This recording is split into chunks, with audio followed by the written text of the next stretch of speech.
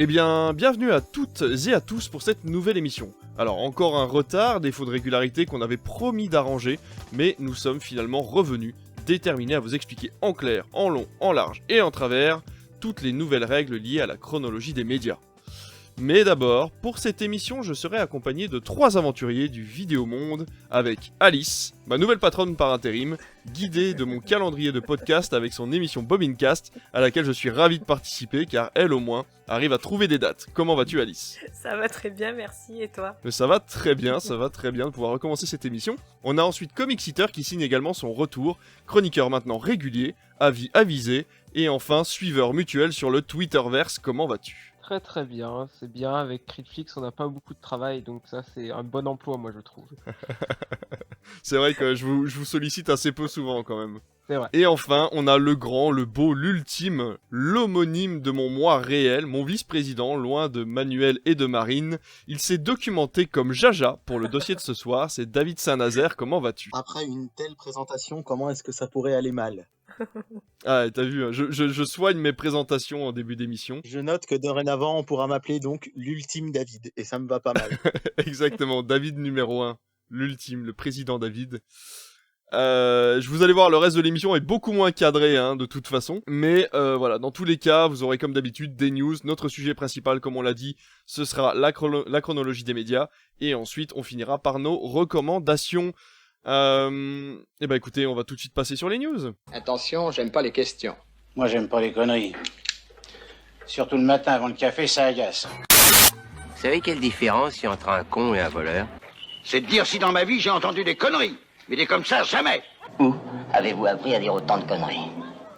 2 ans de télé. Alors, pour les news, on va commencer avec Alice, puisque tu vas nous parler d'un sujet qui enflamme en ce moment la toile. Il s'agit du procès Johnny Depp-Amber Heard. Dis-nous tout à propos de ce procès qui n'en finit plus. Oui, alors je tenais à en parler de ce sujet, car déjà, Johnny Depp, c'est un acteur que j'aime énormément, au même titre que Keanu Reeves. Ah oui, à ce point-là. Ouais. Beaucoup. Puis c'est la première fois en fait qu'on a affaire à un procès mettant en lumière maintenant, plus récemment, la violence en fait domestique d'une femme sur son mari. Pour rappel, Amber Heard déclarait en 2018 avoir été victime de violences conjugales. En réponse à ces accusations, Johnny Depp a porté plainte pour diffamation, procès perdu contre The Sun, donc le tabloïd britannique, qu'il avait qualifié de frappeur de femmes.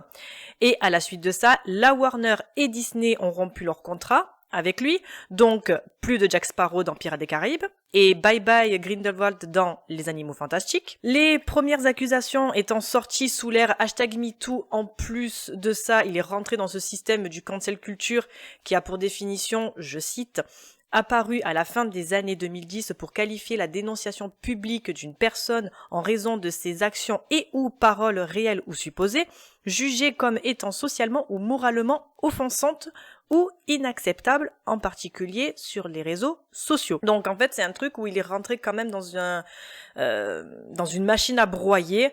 Il y a un peu tout qui lui est arrivé sur le coin de la gueule, quoi. Et je trouve ça un peu je vais pas dire dégueulasse parce que effectivement on ne savait pas si c'était vrai ou pas, si elle mentait ou pas, si c'était vraiment avéré ou pas. Il n'y avait que ses dires et rien d'autre. Il n'y avait pas d'autres témoignages, mis à part, on va dire, ses copines et copains, enfin vraiment son noyau le plus proche d'elle. Je vous passe les détails donc à partir de 2018 à maintenant, mais à partir du 11 avril 2022, donc dans ce nouveau procès pour diffamation contre Amber Heard, qui est diffusé donc aux yeux de tous, Johnny Depp demande la somme de 50 millions de dollars de dommages et intérêts, plus par, entre guillemets, excuse, qui est en finalité, en fait, rétablir la vérité de ce qu'il, lui, a vécu, au final.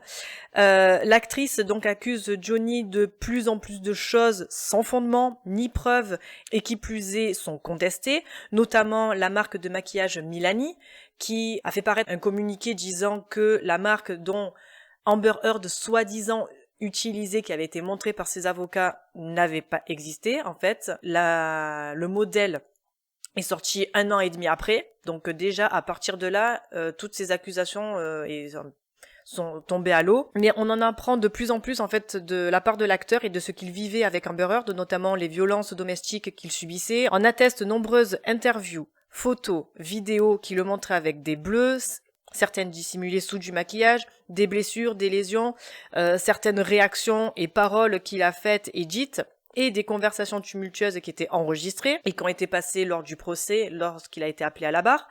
Et en fait, le résultat, c'est qu'on assiste à un grand déballage médiatique, à de nombreuses accusations contre l'actrice Amber Heard, contre Johnny Depp, mais finalement tout se retourne contre elle parce que rien n'est avéré et ça part mais vraiment dans une espèce de comédie où les avocats de Amber Heard n'ont quasiment pas de preuves et ils se contredisent, ils s'objectionnent, si ça se dit eux-mêmes, ils posent une question à Johnny Depp, il a même pas le temps de répondre qu'ils disent objection, oui dire.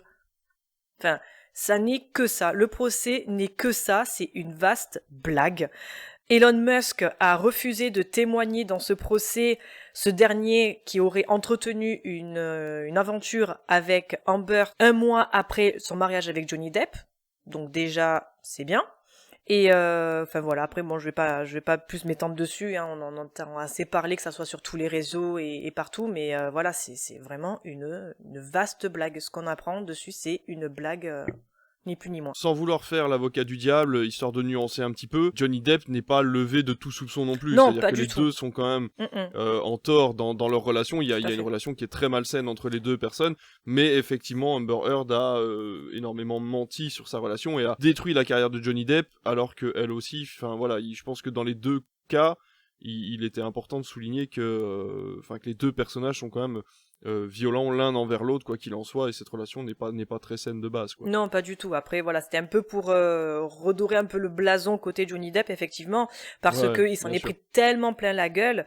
Il a quand même plus perdu lui dans l'histoire que elle. Elle a continué à faire sa vie. Elle a tourné dans Aquaman. Enfin, lui, il a perdu vraiment tous ses contrats, quoi. Ouais, bien sûr. Donc c'était un peu pour un peu remonter la balance de son côté quand même. Après, oui, il est pas levé de tout soupçon, effectivement.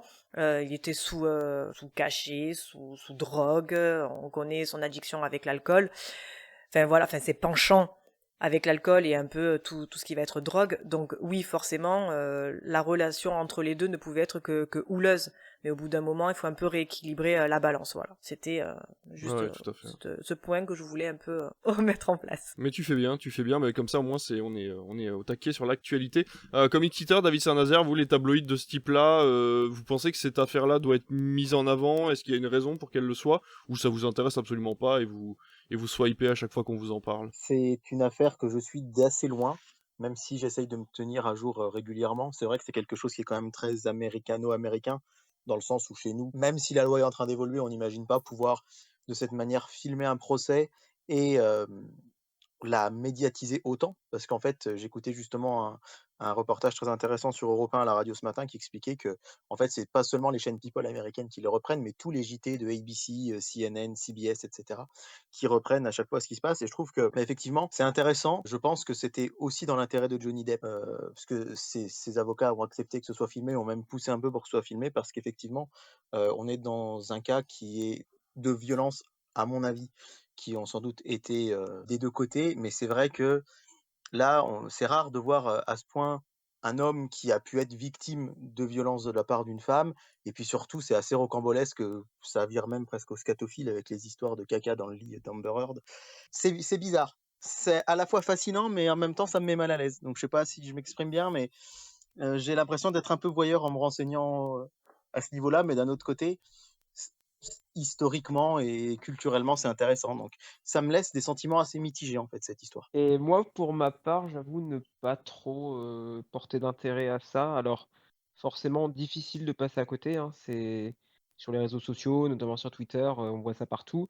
Donc voilà, je jette un petit coup d'œil, mais je laisse la justice faire son affaire, puisque de toute façon, ce genre de cas, ça montre bien qu'il faut pas se mêler, juger, vouloir cancel quelqu'un alors qu'on ne sait pas. Nous ne sommes pas la loi, que ce soit dans un camp comme dans l'autre. Là, j'ai l'impression qu'on a un retour de bâton où tout le monde va se mettre à cracher sur Amber Heard. Je sais pas, je suis pas la justice, j'étais pas là, donc c'est pas à moi de porter un jugement et de vouloir pourrir la carrière de quelqu'un. C'est dommage parce que visiblement, voilà, on se rend compte que Johnny Depp, il a sa carrière qui est finie et qui est terminée, lui-même le dit, puisque quoi qu'il arrive, maintenant que le doute a été ouvert, il aura toujours ça, même s'il gagne son procès.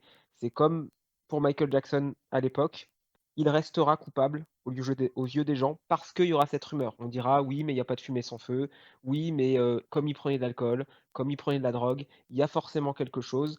Donc quoi qu'il arrive, c'est fini pour Johnny Depp et on verra ce que ça donnera pour Amber Heard. Mais voilà, c'est les dérives des réseaux sociaux, les dérives de cette société qui veut se mêler un petit peu de tout, alors que c'est à la justice normalement de démêler tout ça. Donc voilà mon avis là-dessus. Il est accusé effectivement de ça, il y a des rumeurs, mais après, quand l'histoire est sortie, moi ça m'a paru quand même assez gros dans le sens où sous l'ère #MeToo, des femmes, en fait, si elles avaient été victimes du comportement de Johnny Depp par le passé, je pense qu'elles auraient parlé. Et personne ne l'a fait, en fait, que ça soit Winona Ryder, que ça soit Vanessa Paradis, avec qui il est resté quasiment plus de 15 ans, enfin entre 10 et 15 ans.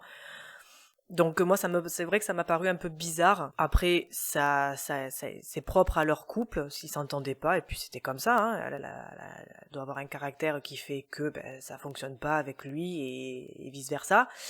Mais voilà, donc c'est vrai que quand l'histoire est sortie, ça a été un peu une grosse bombe, et la réaction qui a été assez radicale derrière aussi. Bon, après, comme dès que tu fais pas ce qu'il faut, que tu es pas tout beau, tout rose, machin, enfin t'es vite mis de côté, et on le voit de toute façon avec Will Smith par exemple, quoi. Écoutez, merci pour cette première news, c'est quand même intéressant. Alors c'est vrai qu'on parle de cinéma et de plateformes de streaming la plupart du temps, mais c'est toujours un peu intéressant quand même de sortir de nos sentiers battus et d'aller voir un peu ce qui se passe dans la vie réelle.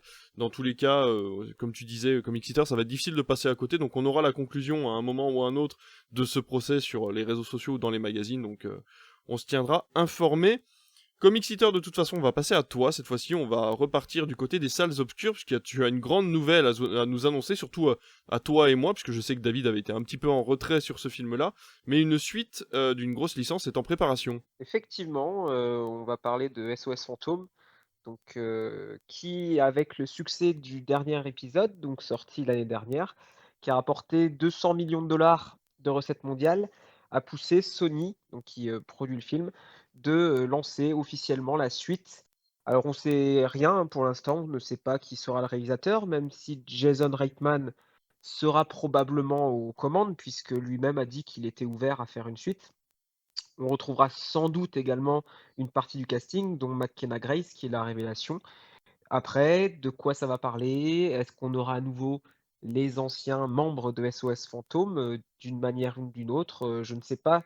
Peut-être que ça va les pousser à aller plus loin, puisque moi j'ai beaucoup aimé ce dernier épisode qui est sorti l'année dernière, mais c'était vraiment un petit cadeau nostalgique et basé sur la notion justement d'héritage. Maintenant que c'est fait, il faut passer à autre chose. Donc on verra ce que ça donne, mais assez curieux, surtout si Jason Reitman reste à la réalisation, parce qu'il a fait du bon boulot j'ai trouvé. Donc voilà, c'était une toute petite news là-dessus. Eh ben merci beaucoup. Oui, moi je suis plutôt hypé aussi effectivement par cette nouvelle. C'est vrai que j'avais beaucoup aimé l'héritage. Après, comme tu dis, voilà, si c'est pour refaire venir les vieux acteurs de la première saga, histoire de fonctionner sur du buzz, encore une fois, on connaît Sony, hein, ils ont fait No Way Home, alors on est tous un petit peu divisés sur ce fameux film, mais c'est vrai qu'ils savent utiliser le marketing et la notion de fan service. Comment dire, ils connaissent les codes de ce système-là, ils pourront les réutiliser à mauvais escient peut-être dans Ghostbusters Afterlife, ce qu'ils n'avaient pas fait dans cet opus-là. Je vais parler de la mienne. Alors on retourne dans la vie réelle, on retourne dans les couples, on va reparler tabloïd parce que cette news me fait beaucoup rire. Vous savez qu'à la dernière émission, je vous avais trouvé une petite news un peu marrante et je trouvais que ça pouvait devenir un petit peu le rituel de ces news-là. Et donc je vous ai trouvé, voilà, vous êtes peut-être sans savoir que il y a eu le CinemaCon il n'y a pas longtemps, du coup aux États-Unis. Donc c'est une grosse réunion de producteurs et d'exploitants qui se réunissent pour parler de cinéma et des projets à venir sur les prochaines années, ou en tout cas les prochains mois. C'est Olivia Wilde du coup qui est venue présenter son nouveau film qui s'appelle Don't Worry Darling. C'est sa première réalisation avec Florence Pugh du coup en tant qu'actrice principale. Et il s'est avéré qu'une jeune fille est arrivée avec une enveloppe dans les mains c'était un courrier qui était pour Olivia Wilde, c'était pas du tout prévu, et il s'est avéré que c'était les papiers de garde d'enfants du divorce qu'elle a actuellement avec Jason Sudeikis, qui est l'acteur qu'on connaît principalement pour son rôle dans des films comiques ou dans Ted Lasso actuellement. Et voilà, donc Sudeikis a bien annoncé que ce n'était pas lui qui était l'instigateur de ce geste, mais effectivement, Olivia Wilde s'est retrouvée avec ses papiers de divorce sur scène pendant qu'elle était en train de parler de son nouveau film. Et donc forcément, ça a posé beaucoup de problèmes de sécurité au niveau de la CinemaCon, puisque personne n'avait contrôlé cette jeune femme et à savoir pourquoi elle avait une enveloppe et ce qu'il y avait dedans. Voilà, effectivement, la CinemaCon a promis de nouveaux moyens de protection et de nouveaux moyens de sécurité pour le prochain événement et s'excuse grandement au niveau d'Olivia Wilde, mais voilà, j'ai trouvé cette news plutôt marrante que les histoires de divorce et de garde d'enfants se retrouvent mêlées à la CinemaCon ou à n'importe quel autre grand événement qui réunit les distributeurs. C'était la petite news sympathique et un petit peu drôle, même si, bon, à mon avis, pour Olivia Wilde, ça devait l'être moyen. Mais voilà, on est très impatient, en tout cas, de voir son prochain film qui a l'air d'être vraiment très bien.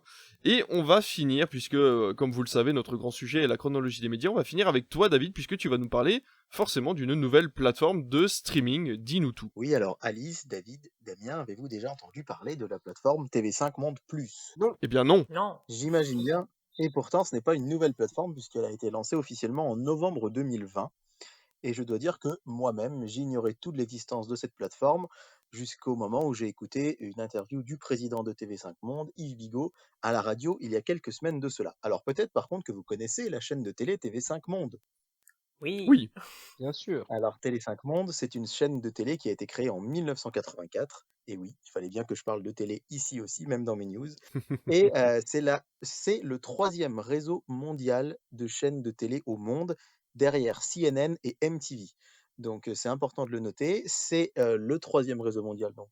Et il est français, et en tout cas francophone, puisque le principe de TV5 Monde, c'est que c'est une chaîne de télé qui est financée, alors en grande partie par la France, mais également par le Québec, la Suisse, la Belgique et depuis peu la principauté de Monaco. Et donc sur cette chaîne de télé sont diffusés tout au long de la journée des programmes venant de ces différentes chaînes. Par exemple, ce soir, à l'heure où on enregistre cette émission, il y a l'émission Échappée Belle qui est diffusée à 21h. Échappée Belle, ça vient de France 5. Juste avant, à 20h30, on avait le journal télé de France 2. Quand le journal se termine sur France 2, il le rediffuse directement sur Télé5 Monde. En deuxième partie de soirée, à 22h30, vous aurez le journal de la RTS, qui est la télévision suisse, puis une émission de télé africaine qui reviendra sur le Tour du Bénin cycliste. Donc, Télé5 Monde, c'est donc la chaîne de la francophonie à travers le monde, et aussi, fun fact assez intéressant, c'est l'une des seules chaînes que l'on peut capter en Corée du Nord. Donc, ça peut être assez surprenant, mais c'est bien le cas. Et il se trouve que lors d'un sommet franco-canadien entre Emmanuel Macron, président de la République, et Justin Trudeau, qui est le Premier ministre du Canada, il a été demandé à Yves Bigot, président de Télé5 Monde, de créer une plateforme de la francophonie. Et cette plateforme, elle existe depuis novembre 2020. Et quand j'ai entendu parler de ça à la radio l'autre jour, je me suis renseigné, j'ai regardé des programmes, et c'est vraiment hyper intéressant. Déjà, parce que c'est une plateforme gratuite, un petit peu à la manière de la plateforme France.tv, dont on a souvent parlé ici sur la chaîne. Alors, c'est une plateforme d'AVOD, c'est-à-dire qu'il est possible que devant certains programmes, il y ait de la publicité. En l'occurrence, comme j'ai préparé ma chronique, j'ai regardé quelques programmes, j'ai eu très peu de pubs. J'ai eu des pubs seulement en début de programme et souvent vous savez, comme sur YouTube, des petites vidéos de 5-6 secondes qui étaient voilà, pas vraiment dérangeantes. Et très souvent, d'ailleurs, pour des organismes gouvernementaux, là, on me disait d'aller voter aux législatives ou si j'avais plus de 65 ans, de me faire une 4e dose de Covid. Donc voilà, c'est ce genre de publicité que j'ai pu voir ou entendre. Et en fait, cette plateforme, c'est super intéressant parce qu'elle regroupe des films et des séries françaises. Alors, comme je vous l'ai dit, en France, c'est France Télé, donc France 2, France 3, France 5, etc. Donc, c'est plutôt des choses qui sont aussi disponibles sur France.tv, mais également des séries suisses, des séries belges, des séries luxembourgeoises et des séries canadiennes. Donc, en fait, c'est une véritable mine de séries et de films qui ne sont disponibles qu'ici. Et c'est là, je trouve, qui est quand même le gros point positif, c'est qu'il y a des séries très très sympas et des films aussi qu'on ne voit pas ailleurs. Alors, je suis dans la catégorie cinéma et on a plusieurs sous-catégories, policier et suspense, comédie, comédie dramatique, classiques du cinéma, drame, court-métrage, historique, cinéma d'auteur, animation. Vous avez actuellement tout un cycle sur la quinzaine des réalisateurs de Cannes, avec des films qui viennent donc de cette quinzaine de réalisateurs. Une autre catégorie qui est réservée, là, en l'occurrence, à tout ce qui est film primé à Cannes. Et il y a des choses vraiment intéressantes, surtout point de vue du cinéma. Il y a des films anciens, des films français des années 70-80 que l'on ne trouve nulle part ailleurs, à part peut-être sur Mubi, mais je vous avoue que j'ai pas trop une grande connaissance de cette plateforme. Mais en tout cas, j'ai cherché, hein, même si Netflix fait un gros effort sur les films de patrimoine français, c'est actuellement la plateforme que j'ai trouvé qui en a le plus. Alors, il faut savoir que cette plateforme, ça peut paraître bizarre, mais elle cartonne dans le monde. En France, c'est passé assez inaperçu, mais elle marche très très fort en Suisse, en Belgique. On peut aussi se dire que pour eux, c'est l'occasion d'avoir des films et des séries françaises qu'ils ne peuvent pas voir sur leur propre plateforme. Et pour eux, c'est très intéressant, mais pour nous aussi, ça peut être vraiment sympa d'avoir accès à tout ce contenu-là. Il faut savoir qu'il y a plus de 6000 heures de programmes gratuits et qu'actuellement, à travers le monde, il y a plusieurs millions de personnes et même dizaines de millions de personnes qui ont cette plateforme entre les mains et qui la regardent quotidiennement. C'est assez dingue, hein, mais c'est une des plateformes au monde les plus utilisées parce que, évidemment, c'est francophone, mais vous pouvez y avoir accès depuis tous les pays du monde actuellement, sauf la Chine. C'est assez fou de se dire que on peut l'avoir en Corée du Nord, mais pas en Chine. Mais bref, et cette plateforme marche aussi aux États-Unis, notamment grâce à un programme qui est vraiment très sympa. Alors, ce programme s'appelle Damoiselle. Damoiselle, c'est une série de 16 épisodes qui font entre 6 et 7 minutes. Alors, bon, bah, c'est pas un mystère, hein, à la ville, moi, comme j'enseigne l'histoire géo, c'est quelque chose qui parle d'histoire, donc forcément ça me plaît, mais c'est vraiment une série que je trouve profondément féministe et qui parle des femmes dans l'histoire.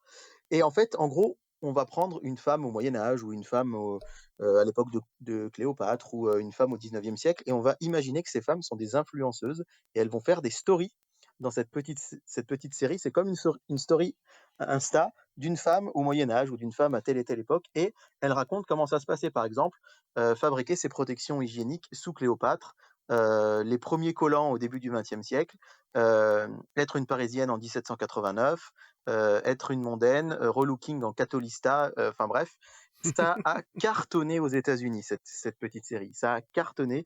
Alors moi j'ai regardé, c'est vrai que historiquement c'est assez pointu, assez précis. C'est bien mis en scène. L'humour, bon, moi, ça m'a pas fait mourir de rire, mais je comprends que ça ait marché et c'est vraiment le programme phare de la chaîne qui a été de loin le plus vu au monde. Donc, si vous avez l'occasion d'y jeter un œil, ça s'appelle Damoiselle. Il y a 16 épisodes de 5-6 minutes. Il y a une série canadienne aussi qui est assez sympa qui s'appelle Terreur 404. Petit clin d'œil, hein, Erreur 404. Et là, en fait, c'est des épisodes d'une quinzaine de minutes, un peu horrifiques, sur une sorte de menace qui planerait à travers les technologies. On a donc des séries suisses également. Enfin, bref, c'est hyper éclectique, c'est gratuit, et je me suis dit que j'en avais jamais entendu parler, alors que j'essaye plutôt de bien me tenir renseigné de l'actualité, forcément du cinéma, des séries et des plateformes. Et je me suis dit que ça pouvait être sympa de vous donner l'info et de donner l'info aux gens qui nous écoutent, d'aller découvrir cette plateforme avec plein de programmes francophones qui sont vraiment très sympas. Moi j'adore qu'on prenne le temps d'expliquer aux gens qu'il existe des plateformes de streaming qui sont entièrement gratuites. Donc on le rappelle, hein, TV5 Monde Plus, donc comme tu viens de nous le dire, donc est accessible depuis un navigateur. Je sais pas s'il y a une application qui existe sur téléphone, c'est à vérifier comme information. Mais en tout cas, vous avez également toujours France.tv, forcément, qui est disponible, qui vous propose plein de films et de séries gratuitement, et également la plateforme d'Arte, sur laquelle vous pouvez aller et voir, pareil, des films de façon totalement gratuite, et des films forcément de qualité. Donc voilà, plutôt que d'aller payer 17 € pour 2 écrans que vous n'utilisez pas sur Netflix, peut-être aller voir des programmes un petit peu plus intéressants et gratuitement sur ces plateformes-là. Il existe bien une application et c'est possible d'utiliser Chromecast, par exemple, ou je ne sais pas si l'application elle est disponible sur les télés connectées, mais en tout cas, moi je sais que j'ai pu regarder via ma télé par l'application TV5 Monde Plus. Donc ça existe et c'est tout à fait possible de voir à travers ça. Eh ben c'est parfait. Bon bah nickel. Eh ben écoutez, c'était un très beau tour des news, on a été très éclectique et très varié, donc j'ai trouvé ça très sympa, et on va forcément tout de suite passer à notre sujet principal, la chronologie des médias. Si vous n'aimez pas la mer, si vous n'aimez pas la montagne, si vous n'aimez pas la ville, allez au cinéma. Alors déjà, il faut qu'on commence par expliquer ce qu'est la chronologie des médias. Il s'agit tout simplement d'un accord interprofessionnel régi par l'État français sur les périodes d'attente obligatoires pour un film de son arrivée au cinéma jusqu'à sa diffusion à la télévision.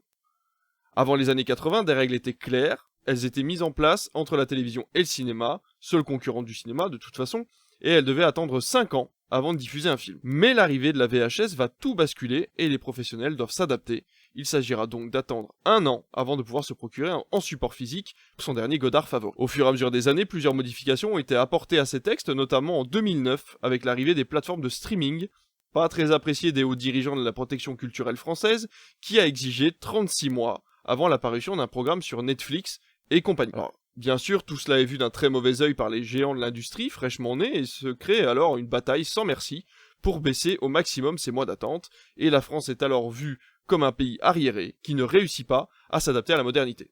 C'est donc en 2021 que voit naître la nouvelle chronologie des médias, et c'est David, cette fois-ci, qui va nous expliquer les nouvelles fenêtres pour chacun des représentants de l'audiovisuel. Je te prends de court, je sais mon cher David, mais as-tu sous les yeux les nouveaux chiffres et les nouvelles fenêtres de tous les supports médias? Mais bien sûr que je les ai sous les yeux. Je le savais. Alors c'est vrai que la chronologie des médias, déjà, ça a été un sujet très très très épineux, piloté par le ministère de la Culture et qui a mis très très longtemps à aboutir. Et c'est vrai que ça a été un des grands. Alors évidemment, il y a eu aussi le confinement, mais ça a été un des fers de lance du ministère de la Culture sous l'égide de Roselyne Bachelot ces derniers mois, parce que effectivement, on avait une chronologie des médias, et peut-être même que la nouvelle, c'est toujours le cas d'ailleurs, vous me direz ce que vous en pensez, mais qui peut sembler un peu archaïque par rapport à celle d'autres pays. Et donc, il a été assez compliqué d'arriver à trouver un accord entre tous les acteurs qui puissent arriver à se mettre d'accord. Alors, globalement, je peux vous donner là les nouveaux chiffres que tu me demandais. Quand un film sort au cinéma, il faut savoir que donc il y a une exclusivité du cinéma sur ce film qui va durer à minima 4 mois. Alors, pour pas que ce soit trop compliqué, on va partir du principe qu'on parle de films qui ont fait plus de 100 000 entrées en salle, si ça vous va. Parce qu'il y a 2 règles, hein. Il y a une règle pour les films qui ont fait plus de 100 000 entrées et une règle qui est pour les films de moins de 100 000 entrées. Un exemple, par exemple, le film sort en Blu-ray au bout de 4 mois s'il a fait plus de 100 000 entrées, il peut sortir au bout de 3 mois s'il a fait moins de 100 000 entrées, etc., etc. À chaque fois, il y a 2 types de législation, mais là, on va partir du principe que je ne parle que de films qui ont fait plus de 100 000 entrées en salle. Donc la première sortie, elle est en support physique, c'est-à-dire en Blu-ray et DVD. Donc là, la chronologie des médias, version 2020, n'a pas changé. Elle avait changé avant 2009. En 2009, pardon. Avant, il Plus de fallait... VHS du coup. VHS, et VHS, à l'heure du retour du vinyle et de la cassette audio, je me dis Exact. pourquoi pas. Exact. Pourquoi Pourquoi pas de la VHS? En tout cas, Avec les bonus en fin de bande. il y a des VHS qui prennent vachement de valeur, en tout cas. Donc, si vous en avez dans vos Oui, c'est placards, ça vrai. vaut peut-être le coup de les garder un peu plus longtemps. Moi, perso, j'en ai encore plein à la maison. Ça prend plein de place et plein de poussière, mais elles sont encore là. Donc, quand un film sort en salle, au bout de 4 mois, il peut sortir en DVD ou en Blu-ray. Alors, il peut sortir, hein, c'est important de le dire, c'est pas obligatoire. Très souvent, on va avoir des éditeurs qui vont un petit peu différer la sortie, notamment au moment des fêtes de fin d'année, pour qu'un film sorte, on va dire, plutôt fin novembre que début octobre. Ça arrive très régulièrement. Avant 2009, c'était 6 mois. Donc, c'était assez facile. Et moi, je me rappelle, allant au cinéma, me dire, bah alors, ce film-là, il était trop bien, il faut que j'attende 6 mois pour l'avoir. Donc là, maintenant, c'est 4 mois. Ensuite, c'est Canal+, qui arrive dans la chronologie des médias. Au bout de 6 mois, maintenant, le film pourra arriver sur Canal+, ce qui est quand même quelque chose d'assez fou, hein, puisqu'avant, c'était 10 mois. Pourquoi est-ce que Canal+ a cette exclusivité? Parce que Canal+ est le plus gros financeur du cinéma français actuellement, hein. Il investit énormément dans le cinéma français, et donc ils ont demandé à avoir cette exclusivité, ce qui fait que vous avez pu voir récemment des films arriver très très vite sur la plateforme. Je pense à Bac Nord, qui était vraiment le premier film mis en avant par Canal. D'ailleurs, si vous êtes abonné à Canal, vous avez une rubrique maintenant qui s'appelle C'est déjà sur Canal. Ça a été le cas aussi de James Bond, No Time to Die, là, qui a été mis il y a quelques jours. Là, on a Jungle Cruise qui arrive très bientôt, qui était sorti il y a assez peu de temps également. Ah, cool. Donc, Canal+ a pu avoir donc ces 6 mois après la sortie en salle. Ensuite intervient Netflix. Alors Netflix, grand gagnant, hein, puisqu'il passe de 36 à 15 mois.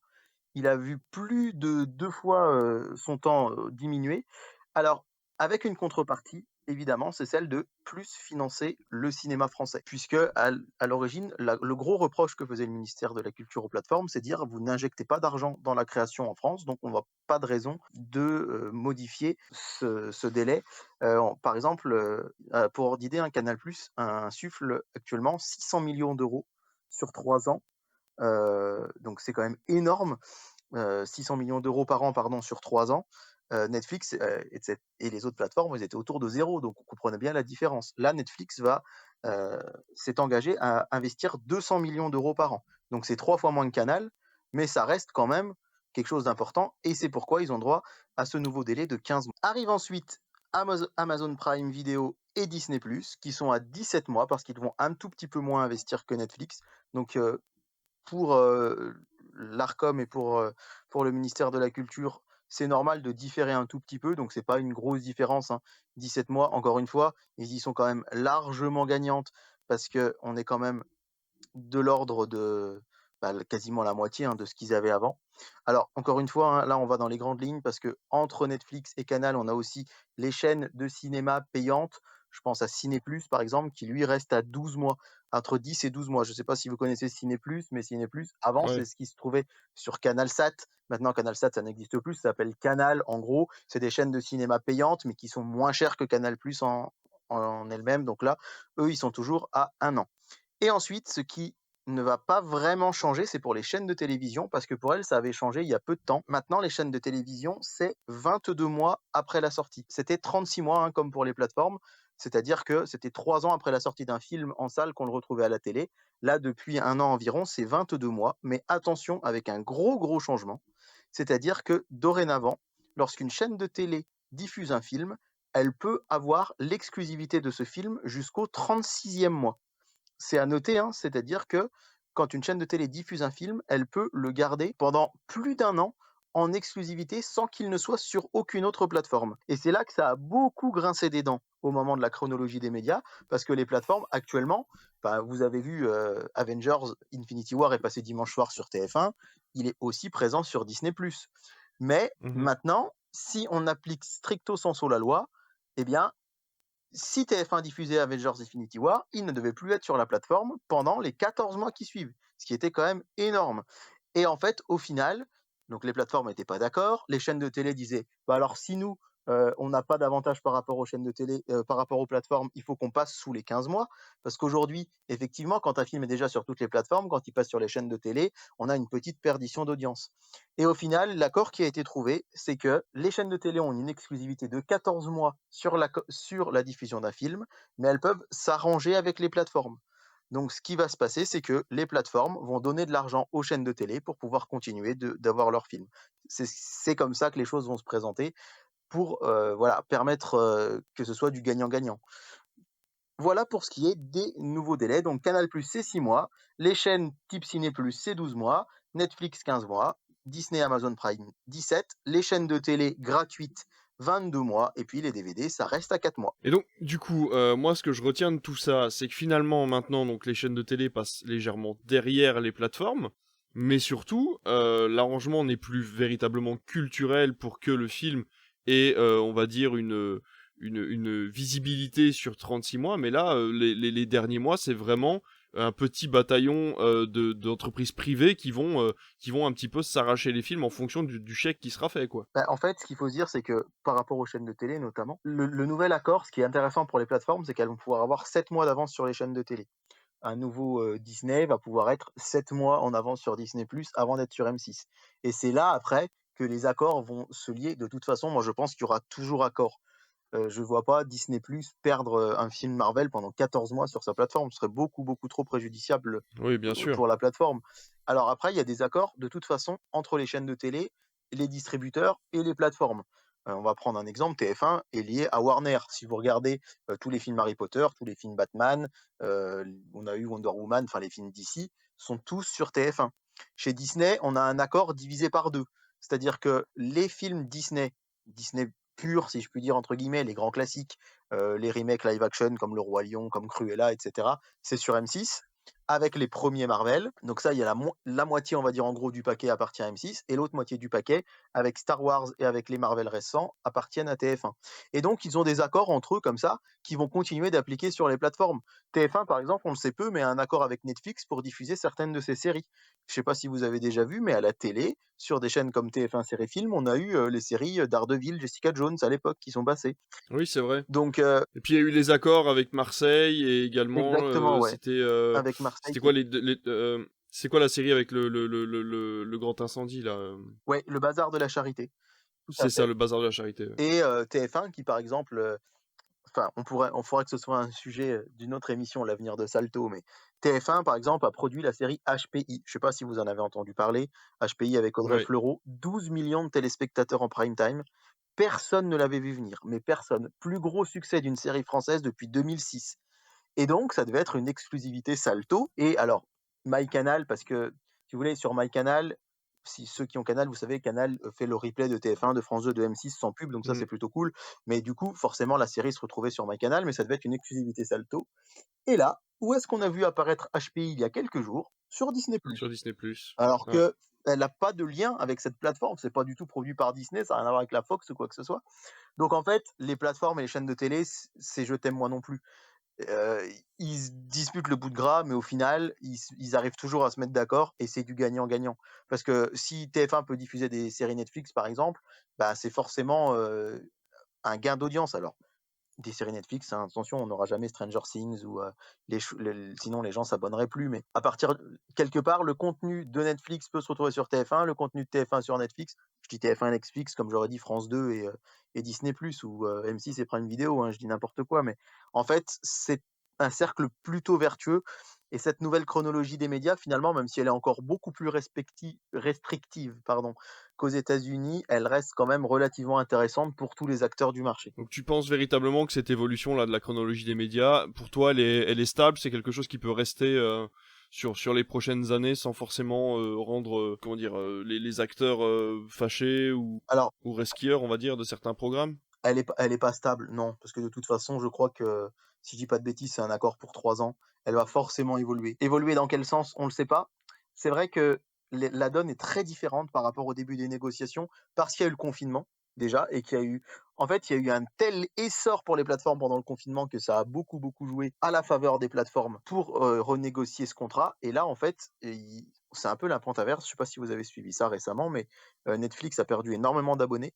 Il y a de plus en plus de gens qui se détournent des plateformes parce que 13 € de Netflix, plus 6 € d'Amazon Prime, plus 8 € de Disney+, plus 20 € de Canal, ça fait vite un gros billet à la fin du mois. Et au final, là, on s'est rendu compte, alors à la faveur sans doute des présidentielles, de la guerre en Ukraine, qui ont boosté les chaînes d'infos ou les JT, il y a de plus en plus de gens qui se retournent de nouveau vers la télé. Les audiences cinéma, j'en parle régulièrement sur le Discord, à la télé, sont plutôt en hausse. Parce que les gens se disent, au final, d'accord, je vais prendre un abonnement à Disney+, je pourrais voir tous les Marvel quand je voudrais, mais là, on va dire qu'il y a environ, sur les 52 prime time cinéma du dimanche de TF1, il y en a une bonne quinzaine qui sont dédiés à Marvel.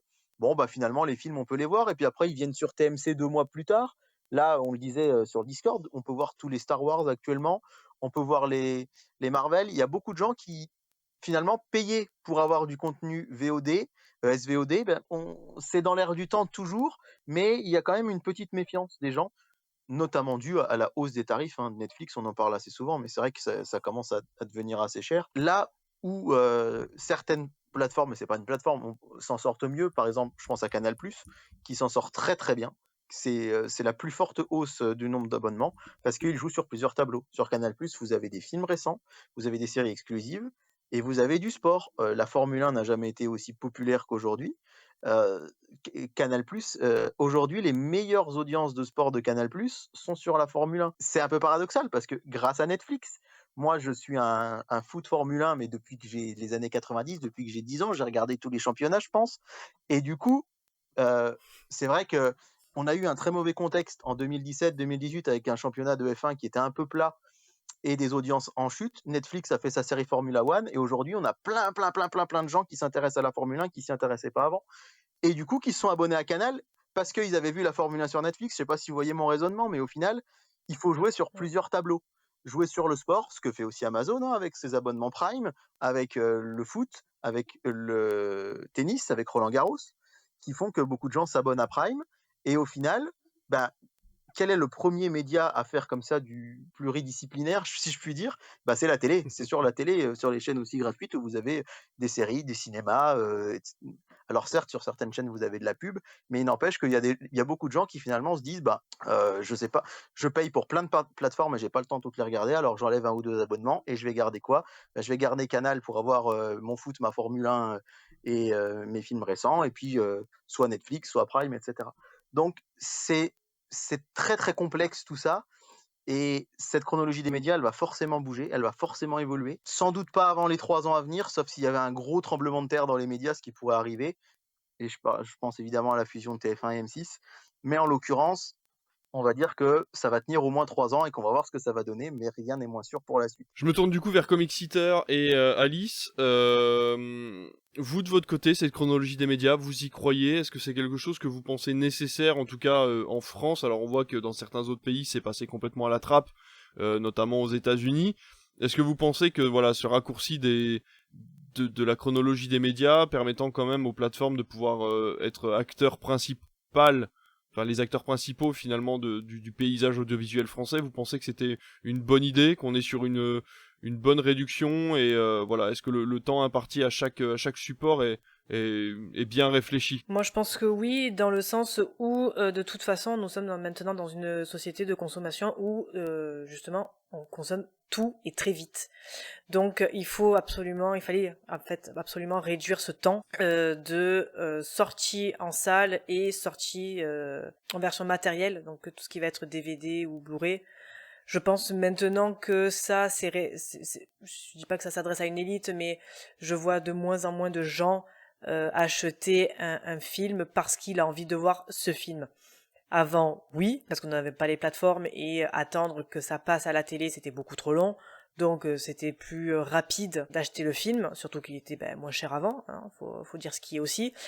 Donc le côté matériel, bon oui que ça soit réduit, c'était logique. Après que ça arrive 6 mois après sur Canal, je trouve que c'est une bonne idée, dans le sens où encore une fois, nous on est des gros consommateurs en fait de films, donc de le voir 6 mois après arriver sur Canal, c'est une très bonne idée parce que il sort par exemple, le film sort en janvier, on se dit bon allez en juillet je peux tout me remater, tous les films que j'ai pas eu le temps de voir début janvier, je peux me les mater pendant mes vacances quoi, entre guillemets. Quand on y réfléchit, c'est vrai que quand on prend le forfait par exemple, je vois que moi je l'ai pris là, Canal, OCS et Ciné+, on a véritablement l'ensemble des films qui sont sortis ces 6 derniers mois, et c'est surtout l'occasion de se dire bon si ma salle de cinéma l'a pas passé, c'est pas grave, je pourrais le voir dans 6 mois sur une des plateformes françaises. Donc c'est vrai que c'est un super avantage à ce niveau-là. Ah oui, tout à fait. C'est-à-dire que nous, on est dans des, entre guillemets, dans des petites villes. Moi, j'ai que 2 cinémas et j'ai un complexe CGR et le cinéma entre guillemets de quartier. Hein, il a 3 salles.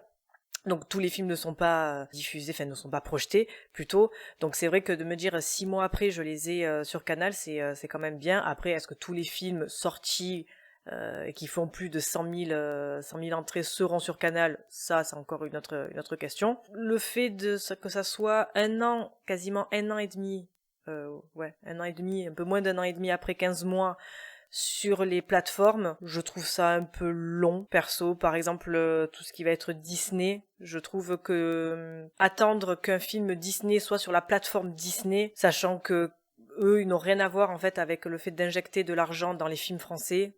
C'est leur film. Après, je sais pas s'il y a encore des contrats et des choses entre le fait de le distribuer et le fait après de le projeter. Enfin, ça c'est encore un autre débat, je pense.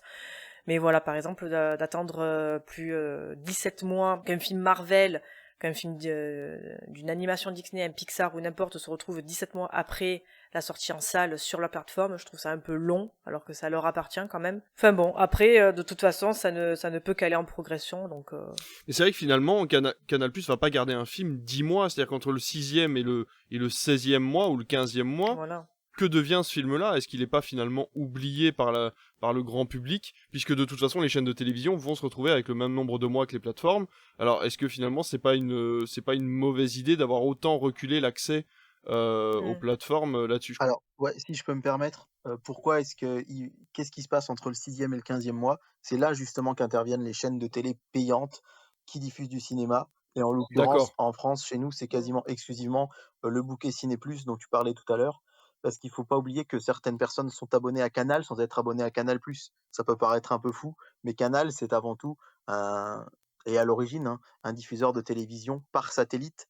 Et du coup, ça permet aux gens, alors ça devient à la marge, mais en fait des abonnés à Ciné+, il y en a énormément, mais qui sont plutôt des gens d'une génération un peu plus âgée que la nôtre.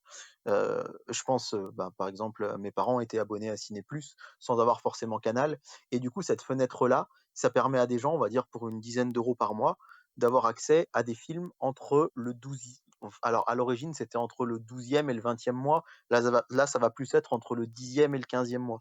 Donc c'est là en fait, c'est ce Mmh. qui explique cette fenêtre de tir. Mais c'est vrai que ce que dit très justement Alice, c'est que le cas Disney est vraiment un cas à part, parce que Disney est à la fois distributeur et à la fois propriétaire d'une plateforme. Et c'est ça qui est très très paradoxal, parce que Netflix n'est pas un distributeur de cinéma de la même manière que Amazon Prime non plus.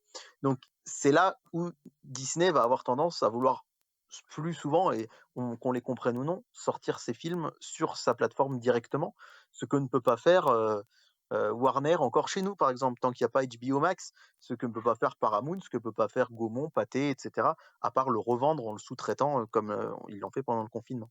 Donc là, effectivement, c'est vrai que Disney, c'est le seul cas de film, comme tu disais, qui leur appartient et finalement, ils s'en retrouvent dépossédés, ce qui peut être assez paradoxal, mais en même temps, voilà. Heu, Par contre, je précise que Disney s'est quand même engagé à financer le cinéma français, même s'il va le faire beaucoup moins que Netflix.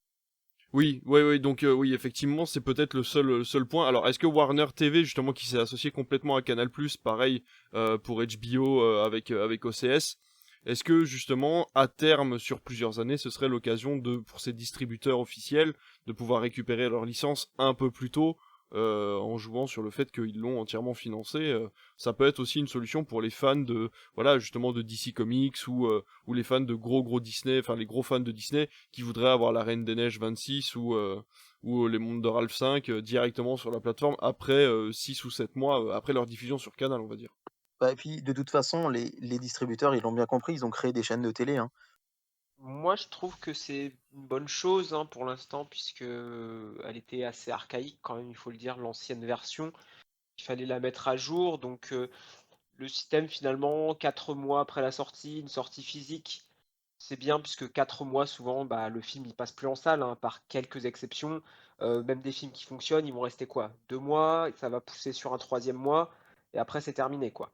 Donc ça me semble bien, on fait pas de concurrence au cinéma parce que c'est quand même ça qui compte en premier lieu, en tout cas pour moi, et qui est important pour notre pays parce qu'on est quand même un grand consommateur du cinéma, alors que les États-Unis, bah moins. Donc eux, voilà, leur nouveau modèle de mettre, les films en même temps ou une semaine après ou 2 mois après sur une plateforme, comme on le voit par exemple pour The Batman qui est déjà disponible, bah, ça fait du mal je pense aux salles.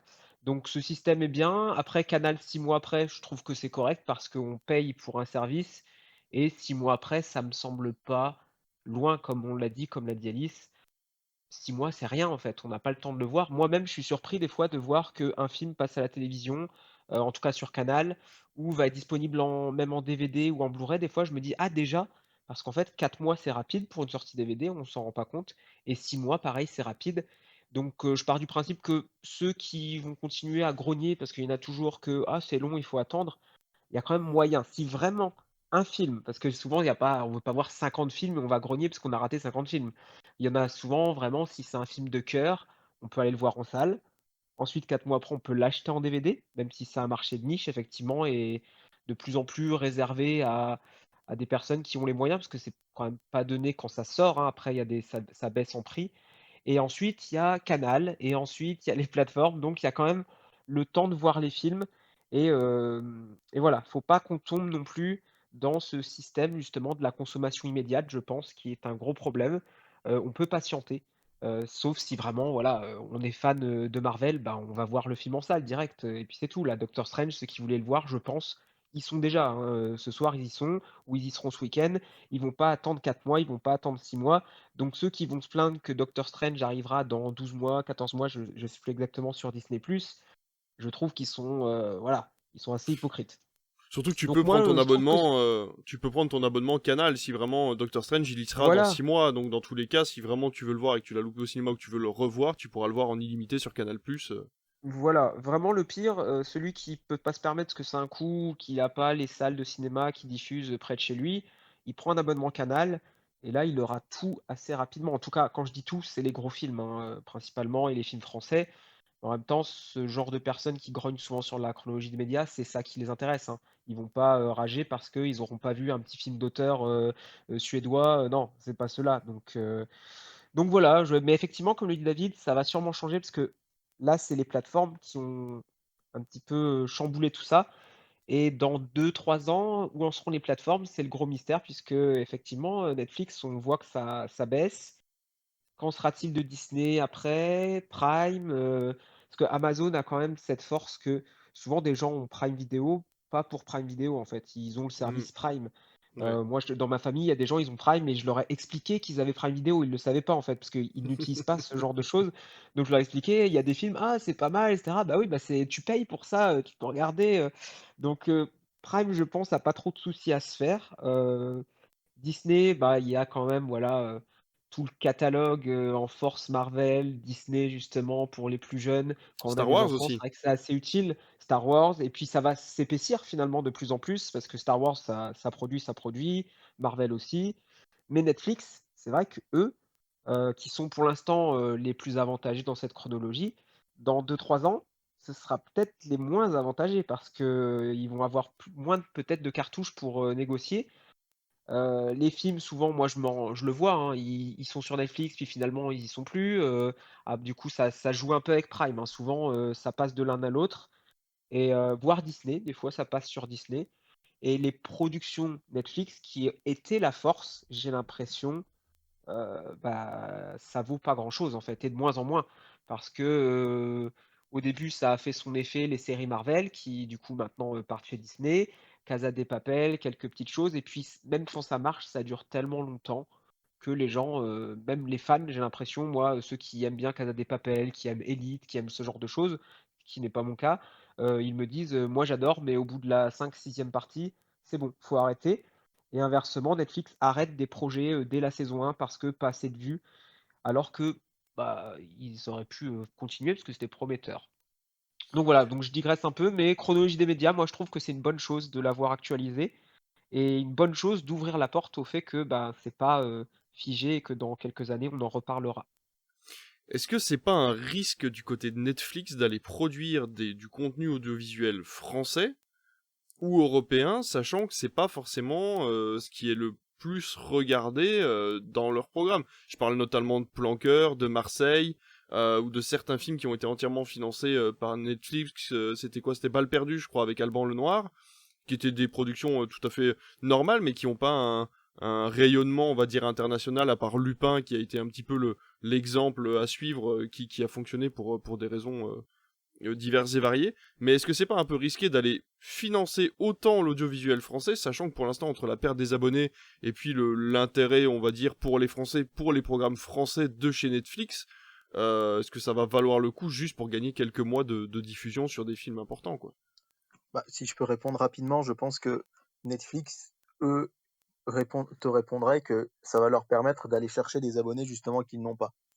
Faire des productions françaises, ça va aller chercher la génération bah, de nos parents ou des quinquagénaires qui, justement, beaucoup de gens, ça c'est une étude qui l'a révélé, se sont abonnés à Netflix après la sortie de Lupin, des gens de plus de 50 ans par exemple, parce que ils vont regarder que des séries françaises, ils vont regarder que, les lundis soirs et les jeudis soirs de TF1 ou, les mercredis soirs de France 2 qui sont les grosses cases de séries françaises. Donc quelque part, je pense que Netflix va chercher à gagner en notoriété auprès de ces personnes, là. Le patron de Netflix a dit il y a très peu de temps une phrase qui m'a assez marqué. Il a dit: «Mon plus grand, concurrent, ce n'est pas Canal+, c'est pas la télévision, c'est pas Amazon Prime, c'est Fortnite, c'est la Nintendo Switch, c'est les consoles de jeux». En fait, voilà, c'est-à-dire que quelque part d'ailleurs si j'ai été effaré, enfin surpris, effaré ça c'est très péjoratif, mais de voir moi je regarde toujours Netflix sur ma PS4, mais de voir sur mon portable en lançant l'appli que maintenant il y a des jeux sur Netflix. On peut jouer à des petits jeux mobiles sur l'application Netflix. Donc quelque part, je pense qu'ils essayent d'aller chercher justement un public qu'ils n'ont pas actuellement.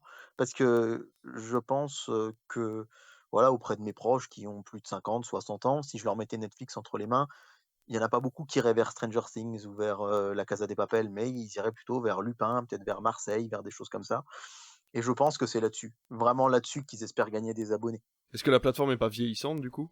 Peut-être un petit peu, mais de toute façon, il y a eu un gros engouement au début de Netflix, mais c'est comme tout, hein. Ça peut être cyclique.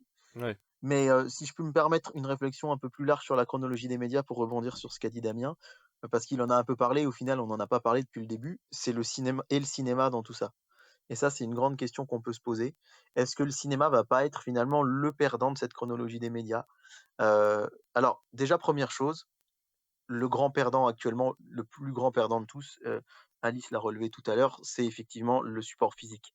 Les DVD et les Blu-ray, il y a beaucoup moins de gens qui en achètent.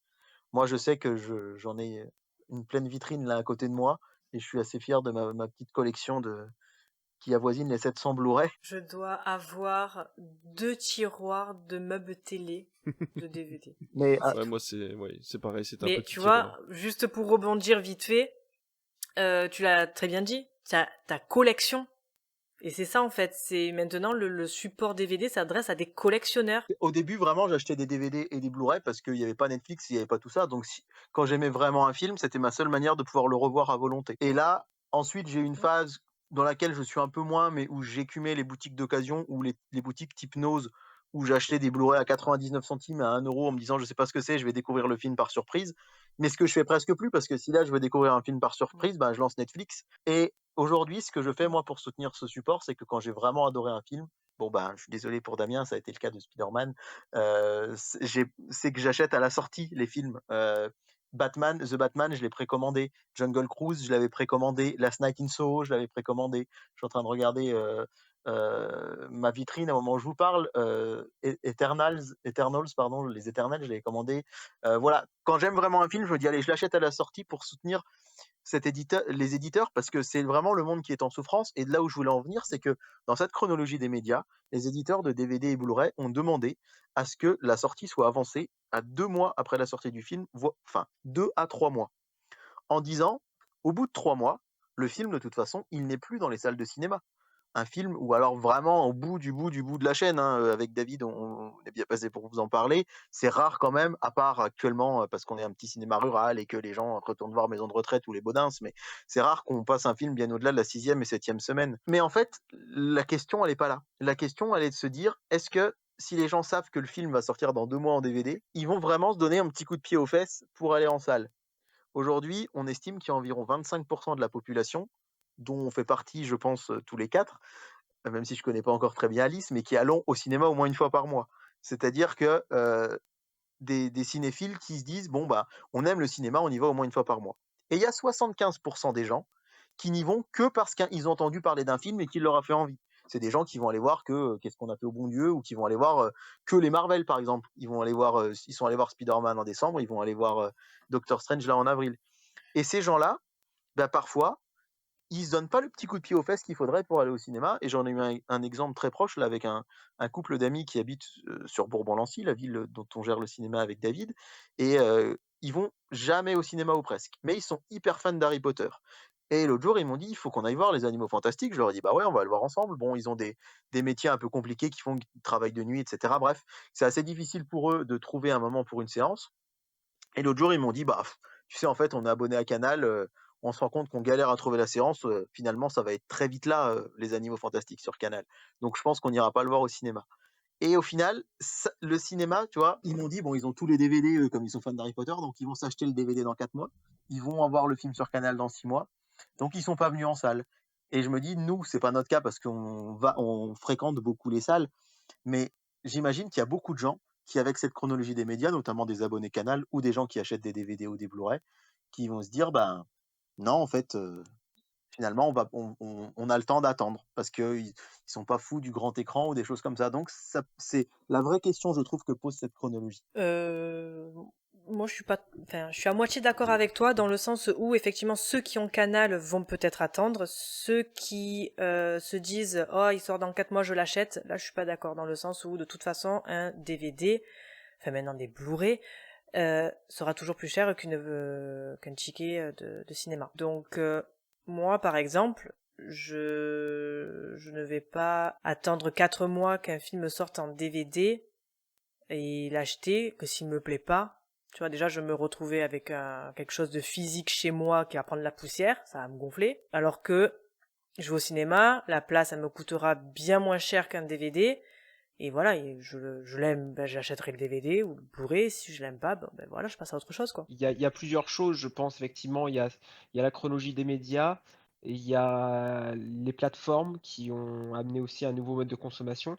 Et j'ai l'impression, avec les gens autour de moi, avec qui je discute, qui vont au cinéma moins que moi, certes, qu'il y a aussi un désamour pour la salle de cinéma, lié en partie aussi au comportement des gens, que j'ai vu changer personnellement après le confinement. Je l'ai vu aussi, moi, en tant que professeur, dans l'attitude de mes élèves, dans l'éducation qui a régressé dans des comportements que je n'avais plus, des comportements voilà, de dégradation de matériel, de manque de respect, et cetera. Et en salle, je l'ai vu aussi. Et là, c'est pas que les enfants, hein, c'est tout âge. C'est-à-dire des gens sans gêne qui vont parler, mais plus que d'habitude, parce que ça a toujours existé, des gens qui vont parler un petit peu. Mais là, de manière assumée, et si on leur dit quelque chose, bah quoi, t'es pas content, reste chez toi pour regarder le film. De mettre les pieds sur les sièges, de mettre de la bouffe partout, d'avoir des gens qui rigolent, qui sont là pour voir le film, mais pas vraiment en fait, c'est plus pour l'événement, pour pouvoir crier. On le voit avec les films de super-héros. Pour les films de manga, c'est encore pire. Je crois que c'est le pire qui existe. On voit les images du Grand Rex. Alors là, forcément, c'est vraiment l'apothéose. Mais même dans des autres salles, moi, j'ai déjà eu des séances où les gens, ils crient un petit peu, ils surréagissent. Et on sent que c'est pas naturel, c'est vraiment pour le côté, on vient davantage pour un show que pour un film. Du coup, ces gens-là, ils viennent pas souvent au cinéma, donc eux, ils s'en fichent.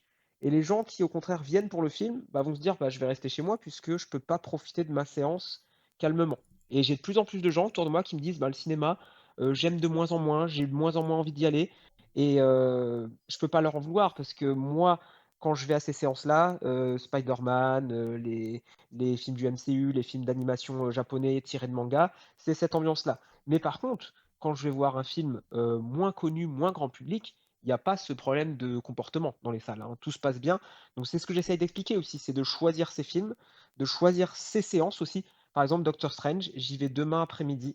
C'est-à-dire que les enfants, la plupart, sont à l'école. Alors j'ai vu quand même que ma salle, parce que je peux voir sur un plan, est un peu chargée pour un jeudi après-midi, mais ça devrait aller. C'est sûrement des gens comme moi qui ne travaillent pas le jeudi, mais je n'y suis pas allé aujourd'hui, je n'irai pas ce week-end. Je sais que aussi, c'est malheureux hein, de devoir faire ça, mais je dis bien aux gens que voilà, si vous allez voir un film Marvel, Disney, la semaine de sortie sur mercredi soir, samedi soir, dimanche, ça va être le bordel. Et il faut assumer, il faut comprendre que ce sera comme ça, on pourra rien y faire. Pareil pour les films d'horreur, allez voir un film d'horreur, et moi ça me gonfle, hein, je suis un grand fan de films d'horreur, mais allez voir un film d'horreur le soir, vous savez que vous allez pas apprécier. C'est triste, mais allez voir le film d'horreur à 11 h, ça va se passer très bien. Les gamins ou les gens décérébrés, ils seront pas là. Surtout qu'ils viennent souvent voir des films et en fait ça leur plaira pas parce qu'ils n'ont pas lu le résumé, ils ont juste vu horreur. Donc il y a plusieurs choses, ouais. Le prix, bon, on a souvent vu ces débats-là, et même sur Twitter avec David, t'essayes souvent d'ailleurs, moi y compris, de replacer des faits, mais les gens sont toujours dans le côté c'est trop cher, alors que comme l'a dit Alice, le Blu-ray c'est plus cher, hein, donc c'est le prix de 2 places. Certes, tu l'as tout le temps, mais si le film il te plaît pas. Donc il y a pas mal de choses qui se mettent en place, et effectivement le ciné est un peu lésé, tout comme le format physique, qui au-delà de la collection, c'est aussi pour moi un intérêt que des films risquent de disparaître. Alors je parle pas des gros films, mais il y a des films qui ont une petite carrière, qui vont être sur une plateforme, qui vont pas fonctionner, ils vont disparaître de la plateforme. Et s'il n'y a pas de sortie physique, parce que c'est ce qui risque de se passer de plus en plus, vu que le physique se vend moins, il y a des éditeurs qui ne vont pas sortir le film en physique, et il y a des films qui vont tout simplement disparaître. Pas parce qu'ils sont nuls, mais parce qu'ils n'ont pas eu de succès.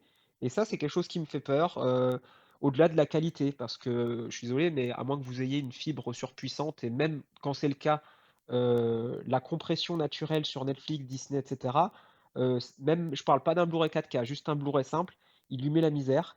Et personnellement, quand j'adore un film, il a beau être sur une plateforme, moi c'est non, hein. Moi c'est Blu-ray, Blu-ray 4K maintenant c'est possible, même si j'ai pas encore l'équipement, mais je commence à acheter des Blu-ray 4K vraiment de films pour profiter du maximum du film. Après, c'est des films que j'aime moins, évidemment, je vais pas l'acheter et je vais me profiter des plateformes, ça sert à ça. Plusieurs points à relever par rapport à ça, effectivement. Est-ce que le cinéma ne tend pas à devenir quelque chose peut-être d'un peu plus élitiste? C'est-à-dire que les grands fans vont aller au cinéma et puis les gros films un petit peu blockbuster ou grand public vont parfois faire des apparitions peut-être plus resserrées en salle et finir directement sur Canal puis les plateformes, peut-être un peu de Blu-ray pour les aficionados, mais on le voit avec tout simplement le film d'horreur, tu en parlais, hein, Damien. On n'a quasiment pas eu de film d'horreur depuis la réouverture des cinémas. Enfin, nous, on l'a vu. On a eu très peu l'occasion d'avoir des films d'horreur. On a eu des films d'épouvante, des films fantastiques, mais du gros film d'horreur, comme on l'a vu avec Conjuring ou ce genre de choses, on n'a pas eu ce genre d'événement. On a Abuela qui est sorti il y a pas très longtemps, mais qui est vraiment du film d'horreur un petit peu plus élevé, voilà, qui correspond pas à tout le monde et qui n'a pas forcément plu à tout le monde non plus, puisqu'il n'est pas si grand public que ça. Donc est-ce que finalement on ne tend pas vers ce genre de possibilités-là? Et une autre question que je pose plutôt à David, c'est peut-être toi qui auras la réponse. Est-ce que la baisse d'un prix de Blu-ray ou de DVD à sa sortie est envisageable peut-être pour attirer les gens vers ce côté matériel qui leur permettrait d'avoir en permanence un film, même si je pense que notre génération et la génération qui est après la nôtre n'est plus dans le revisionnage, on est dans le visionnage purement et simplement, et après l'oubli, une fois que c'est passé sur les réseaux sociaux, on l'oublie comme le fait Netflix ou les plateformes maintenant. Grosse communication sur un événement, l'événement est vu sur une semaine, 2 semaines, et une fois que c'est terminé, le programme est oublié. On l'a vu avec plein d'exemples différents. Alors est-ce que finalement le revisionnage maintenant est pas quelque chose que ne feront plus les nouvelles générations, et donc forcément le support physique n'a plus vraiment d'intérêt? Alors, avant que David prenne la parole, il pourra peut-être développer ou apporter d'autres éléments sur le Blu-ray simplement et sur l'édition physique. La tendance actuelle est pas à la baisse de prix, elle est plutôt sur, et ce qui confirme, ce que disait Alice en fait, que c'est un produit de collection. Avant tout, c'est ça, qui est recherché, par les éditeurs, c'est les collectionneurs parce que c'est leur marché, leur clientèle et donc la mode n'est pas plutôt d'essayer j'ai vu des éditeurs qui parlaient de ça et justement on leur a dit: «Pourquoi vous baissez pas le prix?» et eux partent du principe que non, ils vont plutôt maintenir les prix, mais proposer des éditions plus luxueuses, des coffrets collector avec des bonus, des belles éditions, des beaux coffrets et c'est ce qui se démarque, auprès des collectionneurs parce qu'on ne veut pas juste un boîtier, amarré, les boîtiers tout simples en plastique. Bah, quitte à mettre le prix, si on peut avoir un petit livret, si on peut avoir un steelbook, je sais que David et moi aussi on en a pas mal, si on peut avoir voilà, un poster, des fois c'est des vraiment des goodies un petit peu, à la con comme j'ai envie de dire. Mais, c'est ça qui va marquer le combo Blu-ray plus DVD. Parfois on va aller même jusqu'à un vinyle avec. Ça va être ces objets-là plutôt, qui sont, mis en avant. Je suis à 50 d'accord avec ce que vient de dire Damien, sur ce qui est du marché du physique. C'est vrai pour les films qui «nous intéressent» entre guillemets, pour les films de la pop culture. On a de plus en plus des éditions steelbook. À noter, hein, que, Spider-Man: No Way Home était pratiquement impossible à trouver en steelbook à sa sortie, dans les magasins, il y a quelques semaines, enfin il y a quelques jours, mi-avril. Encanto aussi a cartonné en Blu-ray, par exemple. Bat The Batman, je m'y suis pris trop tard, j'espère que je le trouverai en magasin, parce que j'ai adoré le film, mais j'ai pas pu le précommander. Donc c'est vrai que pour les films de la pop culture, on a des éditions luxueuses, des éditions steelbook. Fnac s'y est mis avec, par exemple, Dune, qui avait fait un coffret, alors qui était assez cher, hein, on était autour de 60 € si je dis pas de bêtises, avec dedans le Blu-ray, le CD, le premier tome du roman, des cartes postales du film, enfin voilà, des éditions très luxueuses.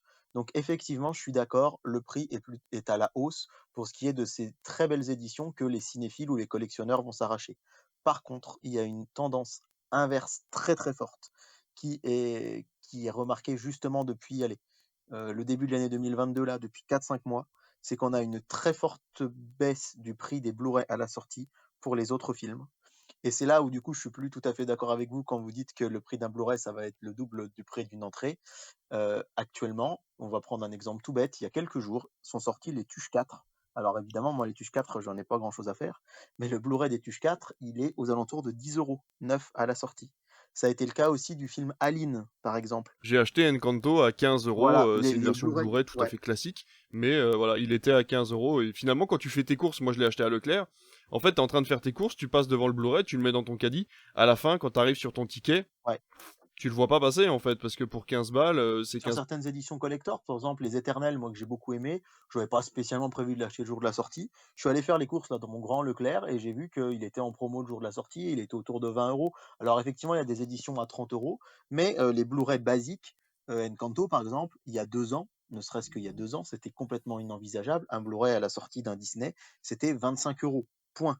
Là, Mmh. Disney, on peut leur reprocher plein de choses et je suis le premier à le faire, mais c'est vrai qu'ils sortent quand même toujours des choses en format physique. Vous avez Lucas, par exemple, Alerte Rouge, il va sortir en version physique. Lucas est sorti en version physique. Raya est sorti en version physique. Et ils étaient disponibles à la sortie à 11,90 €. Ils ont compris ça, les éditeurs de DVD Blu-ray. Quelqu'un qui va acheter le DVD des Tuches 4 ou des Baudins, c'est pas quelqu'un qui va acheter le collector de Dune à 60 €. Donc là, c'est là où je me dis, effectivement, il y a un petit sursaut des ventes du fait de cette grosse baisse de prix. Alors effectivement, quand je le dis pour mes amis, pour les Animaux Fantastiques, c'est peut-être pas tout à fait vrai parce que le Blu-ray va être cher, mais je pense que ça peut quand même jouer un petit peu dans la tête des gens, hein.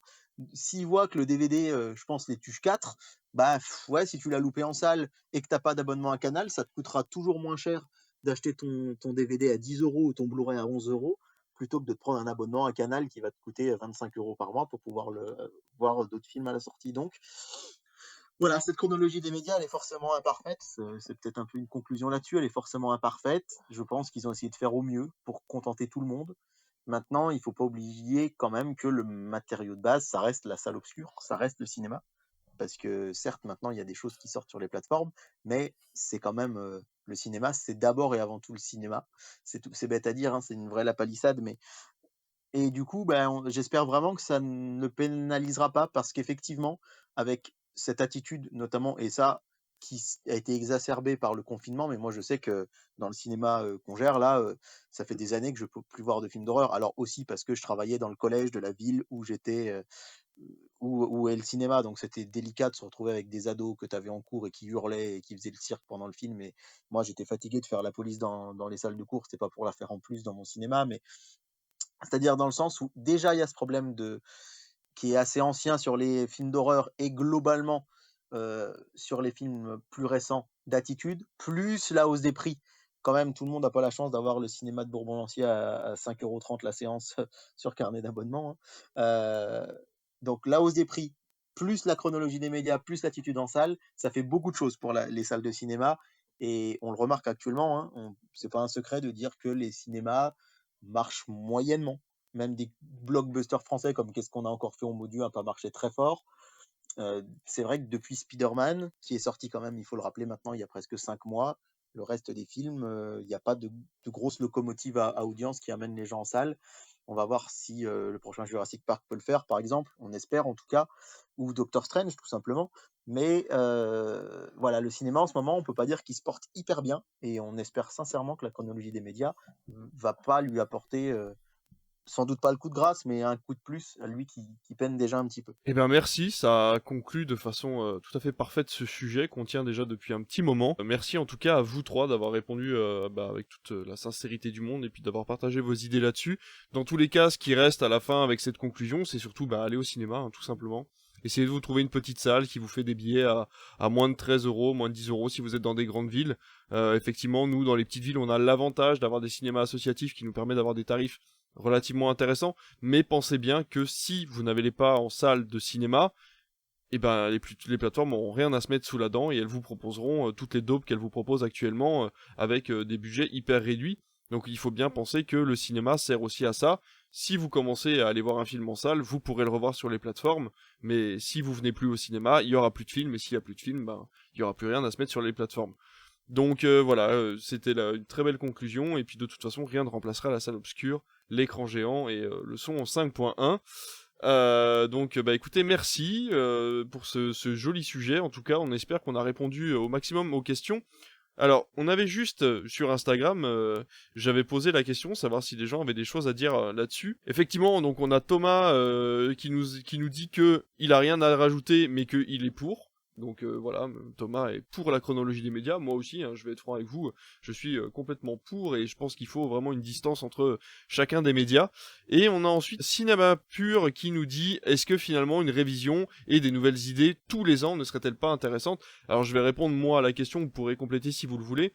Je pense tout simplement que ce n'est pas possible en fait. C'est-à-dire que rassembler les professionnels des métiers, plus rassembler le gouvernement pour réfléchir et construire la chronologie des médias chaque année en fonction de ce qui s'est passé sur chacun des acteurs du métier, c'est absolument pas possible. Donc voilà, faire une révision effectivement tous les 5 ans, là on le voit 2022 à 2025, ça laisse 3 ans, la fenêtre est déjà assez petite je trouve, mais voilà, y réfléchir par trio d'années ou alors tous les 5 ans, ça peut être encore assez efficace, mais effectivement par an, je pense que c'est pas gérable pour rassembler tout le monde. À tous les ans, c'est trop court. Et puis ça perdrait aussi le spectateur, quoi, au final. C'est-à-dire que si d'un coup il a ses films sur Netflix, parce que on a tendance à se dire qu'elle va forcément se raccourcir, mais pas forcément. Imaginons, j'ai n'importe quoi, moi demain Prime décide, bah finalement je mets 0 € dans le cinéma français, il pourrait retomber à 36 mois comme il l'était avant. Donc si d'un coup on a les films au bout d'1 an et demi, et puis en fait non, il faut revenir à 3 ans, ce serait une gymnastique qui serait complètement incompréhensible. Une fois par an, ce serait beaucoup trop compliqué et de mettre les acteurs sur la table et de mettre les choses en place et après de les mettre en application. Donc c'est vrai que je trouve que c'est un beau compromis, c'est-à-dire que c'est pas trop long pour pouvoir changer, de le faire de 3 à 5 ans et ça laisse les choses se mettre en place, mais en même temps, s'il y avait un grand chamboulement, ça permettrait aussi de rééquilibrer sans trop avoir à attendre. Eh ben écoutez, merci beaucoup en tout cas pour ce sujet, merci aux personnes qui ont répondu sur Instagram du coup pour nous poser des questions, et on va tout de suite passer à nos recommandations. Non, je n'ai vu que le début du film, oui. Oui. Ah, mais la première partie était très bien, oui. Alors les recommandations de cette semaine sont assez éclectiques je trouve, donc c'est chouette, on a de la plateforme et on a du cinéma, et on a même de la télévision, donc voilà, on va regarder ça, et on va commencer par toi Comic Seater, et tu vas nous parler du film À plein temps. Effectivement, je vais vous parler du film À plein temps qui, selon les salles, a été diffusé parfois depuis un petit moment. C'est un film de 2021 qui a été récompensé à Venise et qui est un film, alors j'allais dire français, mais je veux pas dire de bêtises. Il est en partie, en tout cas français, mais il est peut-être franco et d'autres pays. Et qui met en scène l'actrice Laure Calamy, actrice qui enchaîne les films plutôt qualitatifs depuis quelque temps et qui crève l'écran. Alors on est vraiment sur pas un cinéma grand public, hein, là pour le coup. Je voulais à la base vous parler, quand on avait prévu de faire l'émission, un peu plus tôt, du dernier film de Nicolas Cage, qui lui pour le coup est à la fois grand public, mais réservé aux cinéphiles, c'est-à-dire que le grand public risque de ne pas apprécier. Autant là on est sur du cinéma social, sur un drame et un film très intéressant. Parce que moi le cinéma social, j'ai pas toujours une grande sympathie pour ce dernier, quand il me prend pour un idiot. En tout cas, quand il s'adresse clairement à de la bourgeoisie qui découvre: «Oh mon Dieu, c'est comme ça que marche le monde du travail». Par exemple, les films avec Vincent Lindon, souvent primés à Cannes et cetera, moi quand je les vois, c'est: «Bah, faudrait peut-être sortir un petit peu de votre vie de bourgeois», parce qu'en fait, le film, il est pas intéressant. Il montre juste que oui, dans un supermarché, ça fonctionne comme ça. Et là, ce qui est bien, c'est qu'on tombe pas trop dans ce travers, puisque le film raconte l'histoire d'une mère, parce que jeune, je ne sais pas quel âge elle a, elle est pas non plus, vingtaine, je dirais la trentaine d'années, 30, 40 ans. Mère de foyer, bah non plus. Une mère en tout cas qui élève ses 2 enfants, séparée de son ex-mari et qui doit se rendre au travail à Paris, sachant qu'elle habite dans la périphérie, en campagne. Donc vous vous doutez qu'avant même d'atteindre le travail, il faut déjà se rendre au travail, qui est quelque chose heureusement que moi en campagne je n'ai pas, comme souci et qui fait que jamais je ne voudrais vivre à Paris. Parce que faire 1 heure, 2 heures de route aller, puis 1 heure, 2 heures de route, retour le soir, en fait, c'est déjà en soi, un calvaire. Et le film en fait est une course qui ne s'arrête jamais, c'est-à-dire la mise en scène met en avant le fait qu'en fait, moi j'ai ressenti comme ça, quand elle arrive au travail, on est exténué en fait déjà. Moi je suis exténué pour elle, j'ai l'impression qu'elle a déjà fait un marathon alors que sa journée commence Et le soir, elle recommence. Elle arrive du coup souvent en retard parce qu'elle doit prendre le train. Et le concept du film, l'idée du film, c'est que ça se passe pendant un mouvement de grève des services de transport et ça montre, bah, du coup, pour quelqu'un qui travaille et qui doit se rendre, sur Paris, les difficultés que ça engendre puisqu'elle n'a pas de voiture. Il y a des problèmes d'argent et cetera, il y a plein de choses et elle arrive constamment en retard au boulot alors qu'elle part plus tôt. Elle fait tout ce qu'elle peut. On va lui reprocher au travail d'arriver en retard. Le soir, elle rentre tard chez elle, donc elle arrive en retard pour récupérer ses enfants. Ça fait un stress permanent qu'on ressent dans le film, notamment aussi sur, la musique. C'est une musique électronique avec un tempo assez rapide qui fait qu'on est sans cesse dans cette course. La mise en scène aussi, assez rapide qui enchaîne les séquences. On voit pas de temps de pause, c'est-à-dire que sur tout le film, il y a peut-être 3 moments sur le film qui durent quoi? 20 secondes où elle s'arrête enfin et on se dit: «Une bouffée d'air». Par exemple, après un entretien, d'embauche, elle sort de l'entretien et là, elle bouge plus, elle s'arrête et elle respire et c'est l'un des premiers moments du film, ça fait peut-être 40 minutes que le film dure, où il y a enfin un moment où on la voit pas courir. Et j'ai trouvé ce film très intéressant parce que moi, c'est quelque chose que je ne vis pas. Forcément, en province, j'ai pas ce problème-là, quoi. Le pire qui pourrait nous arriver, en province, c'est, prendre la voiture une demi heure, quoi, vraiment. Alors que là, si c'est en voiture, c'est 1 heure et demie de voiture, transport en commun, c'est pareil et le film, du coup, est très, très intéressant, je vous le recommande. Alors, qui dit film social et film avec une mère, séparée de son ex-mari, dit aussi cliché. Alors ça, c'est les petits défauts que j'ai eus, c'est-à-dire que le père est totalement absent et il ne paye pas la pension alimentaire évidemment. Hem, Forcément les enfants qu'elle a, il y en a un, il est hyperactif et il est terrible et tout est fait pour qu'il provoque des problèmes. C'est-à-dire que moi le gamin dans le film, j'étais en mode, mais juste, achevez-le quoi, c'est pas possible, tous les trucs dans le scénario qui vont pas, c'est lui quoi limite et et puis même dans la personnification de certains, personnages assez, assez simples, j'ai envie de dire. Il y a vraiment, des gens qui sont, très méchants. Voilà, il y a certains hommes montrés comme, hommes méchants, mais aussi femmes, hein. Il y a des femmes qui sont montrées, femmes méchantes, quoi. Mais il y a pas de relief. Donc, le film réussit pas totalement, mais pour l'expérience vraiment, comme je le disais, de film de course perpétuelle, 1 heure et demie de course, quand le film se termine, on souffle et on se dit: «Enfin, c'est terminé» et bon, je sais pas spoiler, mais disons que ça se finit bien et elle peut enfin respirer. Donc ça fait plaisir parce qu'on est un peu en apnée pendant tout le film et moi, c'est ce genre d'expérience aussi qui me plaît au cinéma. Quand, voilà, il y a une expérience forte qui passe au-delà d'un simple récit où on me raconte une histoire. Donc vraiment à temps plein, si vous avez l'occasion de le voir, foncez, parce que je pense pas que c'est un film, qui va avoir beaucoup de visibilité en salle malgré, qu'il ait été primé, dans certains festivals et voilà. Eh ben moi je l'ai vu en salle du coup, et je suis entièrement d'accord avec toi, je suis sorti de la salle, le film fait 1h25, tu sors de la salle, t'es épuisé.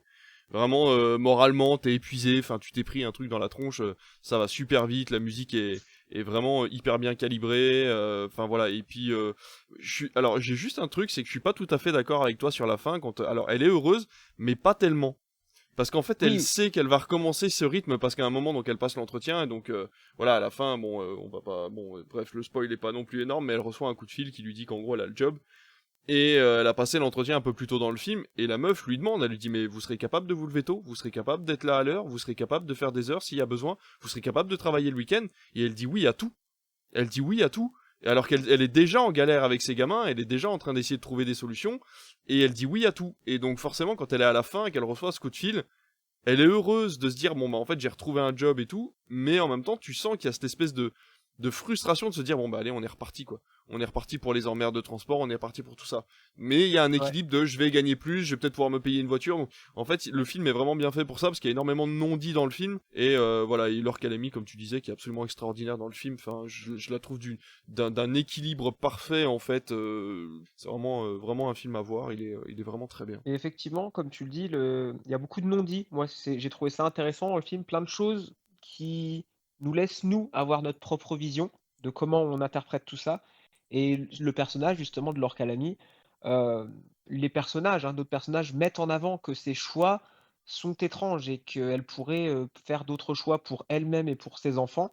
Et c'est vrai que nous-mêmes, justement, à la fin du film, effectivement, on peut avoir aussi cet avis de mais pourquoi elle fait ça? Pourquoi elle trouve pas un travail près de chez elle? Ou alors pourquoi elle ne déménage pas à Paris? Mais ces réponses-là, elle les donne justement dans le film. Pourquoi elle veut pas, elle veut habiter en province, donc elle explique, bah, pour avoir plus de place et en même temps, ben, elle a un master et elle peut pas trouver l'emploi de cadre supérieur dans sa petite province et du coup, voilà, c'est en fait, elle veut mêler 2 choix qui sont pas compatibles, en fait et du coup, ça amène ce système un petit peu, bâtard qui, l'entraîne dans une course perpétuelle. Bah, en tout cas, merci pour cette recommandation. On va tout de suite passer à quelqu'un d'autre et on va aller chercher bah, du coup Alice avec un film sur une plateforme, un film qui date et qui est en lien avec ta news puisque tu vas nous parler d'Édouard aux mains d'argent. Oui, donc je vais vous parler d'Édouard aux mains d'argent, qui est pour moi l'un des plus beaux et touchants films de Tim Burton, sorti en cette année millésimée qu'est 1991, qui compte aussi la sortie de Point Break et Ma venue au monde. Donc c'est 91, c'est une très belle année. Édouard aux mains d'argent, ça, c'est un conte cruel et émouvant, drôle et sarcastique, merveilleux et insolent, bref, c'est du pur Tim Burton, avec Winona Ryder et Johnny Depp donc dans les rôles titres. S'il a été performant dans plus d'un rôle, Édouard aux mains d'argent est sans doute l'un des films les plus touchants dans lesquels Johnny Depp est joué, et il est impossible pour tout bon cinéphile qui se respecte de passer à côté. Ce film, il nous fait littéralement passer du rire aux larmes. Il y a des scènes hilarantes comme celle où Édouard joue les coiffeurs pour chiens puis pour femmes, celle où il se fait draguer par une amie de Peg, la femme donc qui l'a recueilli, mais aussi celle terrible où il se fait traiter de monstre et rejeté par les autres. Et puis bien sûr, il y a cette histoire d'amour impossible. Et durant Édouard aux mains d'argent, on passe donc d'une émotion à une autre et c'est vraiment un manège qui s'arrête jamais. Johnny Depp n'a pas cessé et pour ceux qui j'espère découvriront sa filmo ne cessera probablement jamais de vous et nous surprendre. Mais avec Édouard aux mains d'argent, en fait, il fait très fort. Il est méconnaissable derrière ses cicatrices, il manie avec brio et maladresse les lames qui lui servent de main, mais aussi les sentiments, un aspect qu'il ne connaît pas du tout. Si ce rôle lui va ravir, c'est qu'il s'est battu en fait pour l'avoir, car il n'était pas du tout le premier choix. Ont été pressentis Jim Carrey, Robert Downey Jr., Tom Cruise, qui ont tous dit non. Par contre, Tim Burton voulait absolument Vincent Price dans le rôle de l'inventeur. C'est pour ceux qui ne connaissent pas, il a incarné des méchants iconiques dans bon nombre de films d'horreur dans les années 50 et 60. Et il est également connu pour être la voix off de la chanson Thriller de Michael Jackson. Aussi, ce ha ha ha qu'on attend à la fin, ben, c'est lui.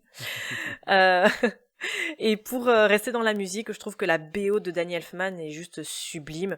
Elle est douce, elle nous entraîne dans le monde poétique, gothique et biscornu qu'est l'univers de Tim Burton, et qui nous montre que le monstre n'est pas toujours celui que l'on croit, que la différence peut être belle et peut nous apprendre beaucoup de choses et que finalement l'horreur peut se cacher derrière le visage d'une personne que l'on croit connaître. C'est un réalisateur qu'on aime ou qu'on déteste, mais qui nous laisse pas du tout insensibles. C'est un film sensible, aussi, doux. C'est un petit bonbon qui met du baume au cœur. Et voilà, je trouve qu'il est impossible de regarder ce film sans avoir envie de le prendre dans nos bras, ce pauvre Édouard, et de lui dire que tout ira bien, et voilà. Donc c'est un film que je voulais vous recommander pour cette émission. Ce qui est fou, c'est que moi, je n'ai jamais vu Édouard aux mains d'argent et encore aujourd'hui, en t'écoutant, je me dis: «Mais comment c'est possible Et Mais que je ne l'ai non! jamais vu?» tu vois, Mais David, Donc je non! l'ai jamais vu. Je pense que c'est le seul Tim Burton que j'ai pas vu, je sais pas Oh là pourquoi. là! Je ne me Non! l'explique pas, ben, mais il faudra que je le voie. dis-toi, David, que je l'ai découvert assez tard, moi aussi. Je l'ai découvert il y a genre 6 ou 7 ans. D'accord. Donc, et je me suis posé la même question que toi. Pourquoi est-ce qu'on l'a pas vu? Est-ce que, mais j'ai pas souvenir qu'il passait à la télé en fait. Alors, Genre, j'ai pas souvenir où je me sois dit, il passait à la télé et je l'ai raté quoi. il est passé... Moi, je l'ai découvert à la télé et j'étais jeune. Alors, attends, que je resitue. Je devais être fin primaire, début collège. Donc, ça devait être vers les années 2000. Un truc comme ça. D'accord. Moi, je l'ai découvert là.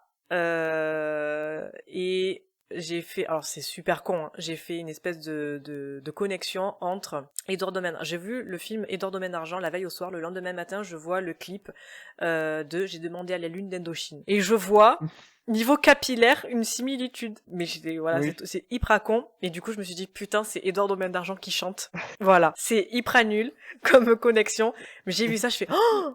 J'étais à fond. Mais c'est vrai que, ouais, le film, je l'ai vu jeune. Bah, je devais avoir 10 ans, hein. Et je crois qu'il n'est pas beaucoup passé à la télé, effectivement, hein. Je me rappelle pas. Il passe maintenant, ces dernières années, il passe un peu plus, mais Hmm. c'est vrai que il a pas dû, quand nous on était enfants, passer énormément, Non, effectivement. Bah, non. c'est ce que j'allais dire, c'est qu'il faut bien. En fait, les jeunes d'aujourd'hui, enfin en tout cas, je pense à mes élèves, ils hallucinent, mais il faut dire aussi qu'on vieillit.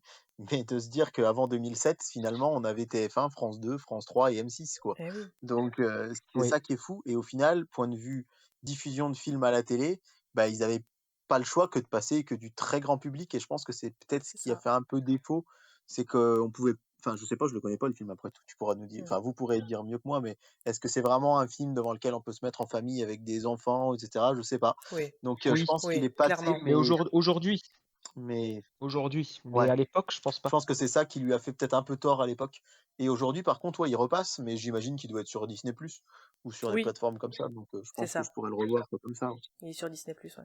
C'est intéressant, Alice, du coup, que tu parles d'Edouard Main d'Argent, parce qu'il va passer alors je sais pas si c'est dans plusieurs cinémas, mais en tout cas, il va passer, moi, dans mon cinéma à Calais la semaine prochaine, la semaine du 11. Donc, je vais pouvoir le revoir en salle parce que on en parlait un petit peu en off tout à l'heure. Moi, je l'ai découvert tardivement et je l'ai découvert au cinéma pour la première fois. Je l'avais jamais vu et la première fois où je l'ai vu, c'était au cinéma avec une sortie scolaire. Donc, forcément, l'expérience a été d'autant plus prenante et je me suis dit: «Pourquoi je l'ai pas vu avant?» C'est dingue parce que j'ai vu beaucoup de Burton, pas tous encore, même aujourd'hui, il m'en manque quelques-uns, mais j'ai vu le 75-80 des films de Tim Burton et j'avais pas vu Edouard Main d'Argent que je connaissais forcément de nom. Donc là, quand j'ai vu qu'il repassait, c'est le genre de film, voilà, moi ça me dérangerait pas de les voir une fois par an en salle. Autant j'irai pas les revoir bizarrement en DVD, Blu-ray ou à la télé, mais par contre, vous me les mettez une fois par an au cinéma, j'y vais quoi, je fonce. Parce que vraiment, c'est des films incontournables, je pense, et qui se prêtent à être découverts par les générations futures, actuelles et futures, voilà, qui arrivent. Et Vincent Price, on en parlait tout à l'heure, effectivement, qui était dans le clip Thriller, qui fait également la narration quand les zombies apparaissent. C'est quelqu'un de très important pour Tim Burton, puisque il fait donc le créateur d'Edward dans le film, et il fait également la voix off dans son court métrage Vincent, justement, qui s'appelle Vincent, qui a été ensuite repris pour être Frankenweenie en fait. C'était un court métrage sur ce petit chien, voilà, mais c'était un petit court métrage et ensuite il en a fait un film qu'on connaît aujourd'hui, estampillé Disney. Et voilà, Vincent Price, c'est une inspiration forte de Tim Burton, puisque Tim Burton, c'est le côté gothique, les romans de Mary Shelley, Frankenstein, et Vincent Price, c'est un acteur très connu dans les films de genre, dans les films d'horreur, notamment La chute de la maison Usher. Je pense que c'est celui le plus connu avec Vincent Price. Donc ça a marqué l'imaginaire de Tim Burton et c'est pour ça qu'il a fait appel à lui dans ce film. Voilà pour mon petit ajout. C'est quand même génial le fait qu'on ait de plus en Mm. plus, et ça a été, je pense aussi, une des conséquences du confinement. Après le premier confinement, en salle, on s'est retrouvé avec beaucoup d'anciens films qu'on n'avait pas pu voir en salle jusqu'ici, soit parce qu'ils n'étaient pas réédités, soit parce que bah, des films des années 80, on n'était pas nés pour les voir en salle, et je trouve ça génial qu'il y ait de plus en plus de cinéma qui fasse de films de patrimoine. Nous, au cinéma à Bourbon-Lancy, c'est vrai qu'on a été, on en a beaucoup passé à la réouverture en 2020 aussi parce qu'il y avait pas les distributeurs de cinéma étaient très frileux et n'osaient pas sortir beaucoup de films à la fin du premier confinement. Et finalement, il y a beaucoup de gens qui sont revenus voir des anciens films. Et quel bonheur de revoir des films sur grand écran. Je sais pas ce que vous en pensez, mais moi je trouve que c'est incroyable de voir des films qu'on a aimés sur grand écran. Et aussi, ça peut être la possibilité de le découvrir. Je le racontais lundi à David quand on s'est vu. Par exemple, moi, le film Les Dents de la Mer, je ne l'avais jamais vu. Et je l'ai découvert, alors non pas en salle, mais je l'ai découvert en drive-in sur grand écran. À Barcarès, ils proposaient à l'été 2020 un studio Barcarès, c'était des films en plein air. Et donc je suis allé le voir en drive-in, non pas dans ma voiture, mais sur des transats. Il y avait des transats, c'était génial parce que j'étais à la plage, au bord de la mer, et j'ai vu les dents de la mer sur un grand écran dehors. Et au point de vue émotion cinéma, c'est énorme. Donc c'est vrai que genre Édouard au Mois d'Argent, que je vous disais tout à l'heure, je ne l'ai jamais vu, mais s'il passait là dans le coin, mais je sauterais sur les sièges de cinéma, quoi. Je serais trop content. Enfin, je sauterais, façon de parler, hein, Ouais, ne va pas trop sauter sur les transats, David. On ne casse pas le matériel. mais j'adorerais, voilà. Et je pense qu'on n'en parle pas assez des films de patrimoine, mais c'est bien, il faut aller voir les vieux films qui repassent. Complètement. Ouais. Effectivement, et moi j'ai cette chance entre un cinéma RSC et un complexe Gaumont, parce que le cinéma RSC va faire lui-même des programmations de films, parfois même avec des conférences. Et de l'autre côté, ben, il y a les séances Il était une fois qui sont programmées par Gaumont. Là, par exemple, ce mois-ci, ça va être Pulp Fiction qui va passer. Alors, ça reste souvent des choses un peu classiques. Souvent, c'est-à-dire que là, on est sur du Tarantino.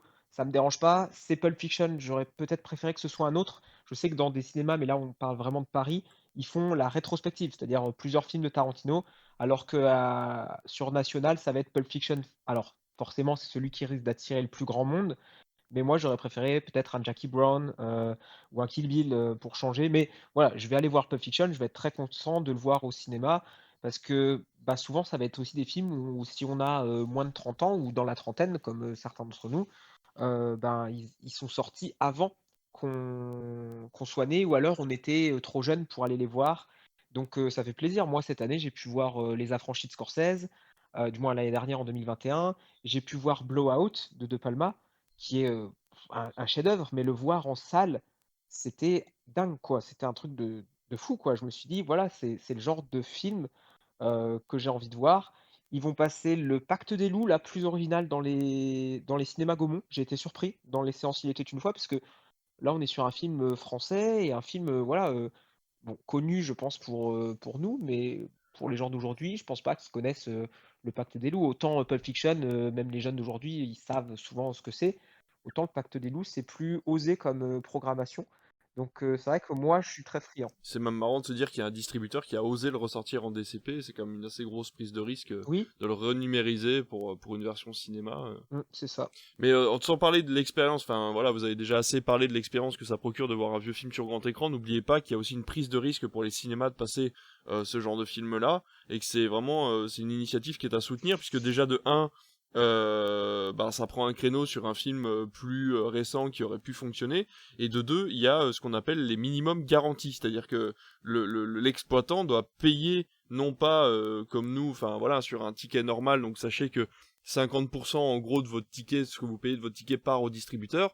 Sur des vieux films, la plupart du temps, les distributeurs demandent un minimum garanti, c'est-à-dire une somme minimum en plus des 50% du ticket. Donc ça veut dire que même si la salle fait 0, il y aura un minimum à payer au distributeur. Donc plus les salles se remplissent sur des vieux films, et plus c'est sécurisant aussi pour la salle de cinéma. Donc pensez bien aussi à ça pour soutenir les salles, de vous dire que quand ils passent un vieux film, il y a une chance sur 2 pour qu'ils aient déjà payé une certaine somme alors qu'il n'y a personne dans la salle, quoi. D'où le fait, c'est pour ça que je comprends qu'ils passent des films avec une certaine aura et une Ouais, certaine un potentiel, renommée. ouais, Voilà, bien sûr. quand ils passent les James Bond, quand ils passent Pulp Fiction, quand ils ont passé, voilà, quand ils passent Le Seigneur des Anneaux, ils savent, je pense, qu'il y a un public fidèle à ces films qui vont passer.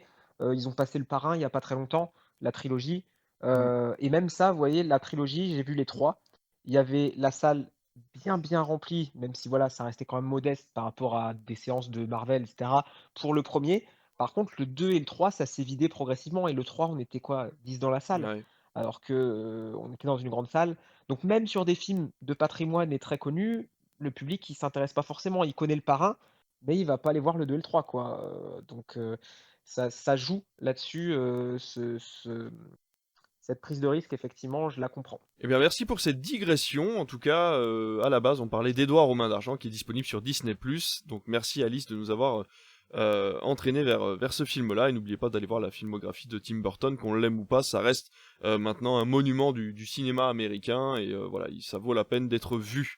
On va tout à fait changer de genre, puisqu'on va se diriger vers David, qui, je crois, va nous parler d'un documentaire. Effectivement, je vais vous parler d'un documentaire qui est sorti en salle aux États-Unis et qui avait pour nom aux États-Unis The River and the Wall, et qui en France a été acheté par le groupe TF1 et par sa filiale, on va dire, voyage, découverte et documentaire, qui est la chaîne Ushuaïa TV, donc disponible sur Canal, ex-Canalsat. Et donc ce documentaire est disponible en replay en France pour les abonnés à MyCanal sous le titre français de Rio Grande, le mur de la discorde. C'est un documentaire que j'ai découvert un petit peu par hasard. Alors déjà, je suis très très friand de cette chaîne télé Ushuaïa TV qui diffuse énormément de documentaires très très qualitatifs et quand même relativement bien vulgarisés et très très axés pour le grand public. Vraiment, il faut pas être un expert en géographie, en voyage ou en histoire pour aimer cette chaîne. Donc, je profite pour faire un petit peu de pub et ils sont super sympas, les gérants de la chaîne, sur les réseaux sociaux. Donc, n'hésitez pas à aller faire un petit tour sur leur réseau. Et donc, The River and the Wall, c'est un film qui est sorti aux États-Unis et qui a plutôt bien marché en salle. Bon, ça reste assez américain. On va dire que c'est une problématique qui nous concerne tous, mais quand même un petit peu plus les Américains. C'est pour ça, je pense, qu'il n'est pas sorti en salle chez nous. Dans ce documentaire, on suit 5 personnes, dont le réalisateur, bien sûr, Ben Masters, une équipe technique qui va les suivre, mais évidemment, on ne les voit pas, dont le producteur, et la productrice, en l'occurrence. Et donc, on va suivre un ornithologue, on va suivre un biologiste, un zoologiste, etc., qui vont arpenter toute cette zone géographique pour montrer à quel point le mur voulu par Donald Trump serait une erreur fondamentale et surtout un crime contre l'écologie, puisque, en fait, toutes les espèces, les arbres, les fleurs, les plantes et surtout les animaux, en particulier les oiseaux, les poissons, mais aussi toute la faune sauvage, comme vous vous en doutez, ne savent pas qu'au niveau du Rio Grande, il y a une frontière entre deux pays. Et c'est avant tout, le Rio Grande, c'est tout l'objectif de ce film documentaire, c'est de dire que c'est un fleuve et avant d'être une frontière. Et en construisant le mur, en fait, c'est des espèces qui vont être séparées, c'est des espèces qui vont se retrouver loin de leur zone de nourriture, par exemple. C'est des espèces qui vont être séparées, les mâles qui vont être séparés des femelles. C'est tout un tas d'espèces qui ne pourra pas migrer au moment des grandes migrations saisonnières. Et en fait, l'idée de ce film, elle est là. Donc, quand je vous dis que la thématique, elle est américaine, c'est un film qui effectivement tacle la politique de Trump de vouloir stopper comme ça l'immigration aux frontières, mais pas seulement, parce qu'elle est très critique. C'est un film qui est très critique vis-à-vis de la précédente mandature de Barack Obama et encore auparavant de Bill Clinton, et qui montre qu'en fait, ce mur voulu par Donald Trump, depuis des années, il a déjà été construit. Il y a déjà des zones dans lesquelles il y a des grandes barres de fer qui empêchent les animaux de circuler, qui empêchent les gens de passer, certes, mais qui empêchent aussi les animaux qui, finalement, ont entraîné de gros problèmes écologiques. Et ce film, il est assez long, il fait 1h50, mais moi personnellement, je ne l'ai pas vu passer. C'est filmé de manière absolument divine. C'est très très très très bien filmé. Il y a des plans incroyables. Alors je vous invite à aller faire un tour, même si vous êtes là devant un ordinateur, hein, sur leur site. C'est theriverandthewall.com et vous allez pouvoir voir en fait des images, des photos du film. La photographie est incroyable. On y voit le Texas. Le Texas, c'est vrai qu'on a tous cette image de grande prairie avec des ranchs, mais là, le Texas montagneux, ce qui montre que les États-Unis, au-delà de ce qu'on peut en penser politiquement, d'un point de vue géographique, c'est un des plus beaux pays du monde. Il y a tout un tas de choses absolument splendides, et vraiment, sur la page d'accueil du film, hein, The River and the Wall, vous voyez tout un tas d'images, de photos. Et en fait, c'est à la fois un documentaire animalier, c'est à la fois un documentaire humain, c'est à la fois un documentaire politique, et il a été vraiment primé partout à travers le monde. Et finalement, il est passé relativement inaperçu chez nous parce qu'il n'est pas sorti en salle, encore une fois. Et j'avais envie de mettre en lumière toutes ces personnes qui ont mis en avant ce film, qui est vraiment une aventure humaine, parce que ce que je n'ai pas raconté, c'est qu'ils partent ensemble, juste avec un sac à dos sur le dos, et quelque part un peu coupés de la nature. Ils vont pas voir leurs proches, ils vont pas voir leur famille, ils vont, pour la plupart, ne pas avoir de téléphone portable.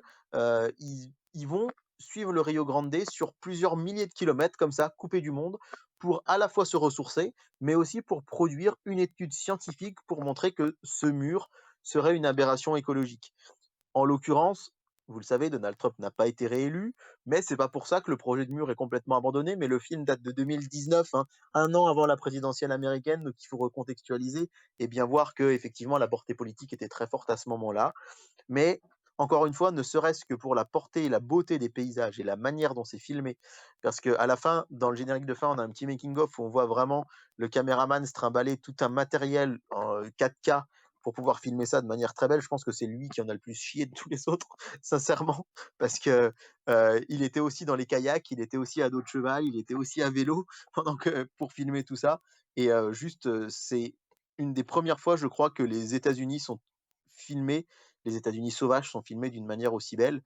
Ils vont aussi faire une petite incartade au Mexique, et où les Mexicains vont dire aussi qu'il y a beaucoup d'Américains qui migrent vers les États-Unis et que ça, quelque part, on en parle moins. Bref, c'est passionnant à la fois d'un point de vue sociologique, géographique, historique et visuel. Et donc ça s'appelle The River and the Wall, et en français c'est Rio Grande, le mur de la discorde. Et c'est de loin le film documentaire que j'ai préféré depuis ces dernières années. Ça faisait très longtemps que j'avais pas eu quelque chose d'aussi bien. Eh ben c'est parfait, merci beaucoup. En tout cas, on aura fait quelque chose de très très varié. Moi, je vais partir des États-Unis. On va faire un petit arrêt en France et on va partir à Tokyo. Ou pas vraiment, en fait, on va plutôt partir en Russie parce que je vais vous parler de la revanche des crevettes pailletées. Alors, qu'est-ce que c'est la revanche des crevettes pailletées ? C'est la suite des crevettes pailletées, du coup, et c'est un club de water polo gay qui décide de faire les Gay Games. Donc, du coup, c'est les Jeux Olympiques pour les personnes homosexuelles et LGBT en général, où finalement la chorégraphie avant de rentrer dans l'eau est presque plus importante que le match. Donc ça, c'était le petit pitch du premier. Et dans le deuxième, donc du coup, ils partent officiellement pour le nouveau tournoi qui va se passer à Tokyo. Malheureusement, en voulant acheter des billets pas trop chers, ils se retrouvent coincés en Russie, pays qui est véritablement très homophobe. Et là, pour le coup, il y a un véritable problème. Sans en dire trop sur le film, parce qu'il y a quand même pas mal de petits rebondissements qui sont hyper intéressants. Le film est absolument... c'est un régal, c'est un véritable régal, c'est très drôle, c'est frais, ça prend vraiment les gens par la main pour leur expliquer ce que sont les communautés LGBT, ça ne tape sur personne, et en même temps ça explique les difficultés des communautés pour l'instant à essayer de s'insérer dans la société, que ce soit en France ou à l'international, pour expliquer qu'il y a toujours... quelqu'un qui n'arrivera pas, on pourra toujours se considérer comme quelqu'un qui accepte la différence, on sera toujours bloqué à un moment ou à un autre. Voilà, donc il y a le rôle de ce fameux entraîneur. Donc dans le premier opus des crevettes pailletées, c'est un entraîneur hétérosexuel qui fait une remarque homophobe et qui se retrouve à entraîner cette équipe gay.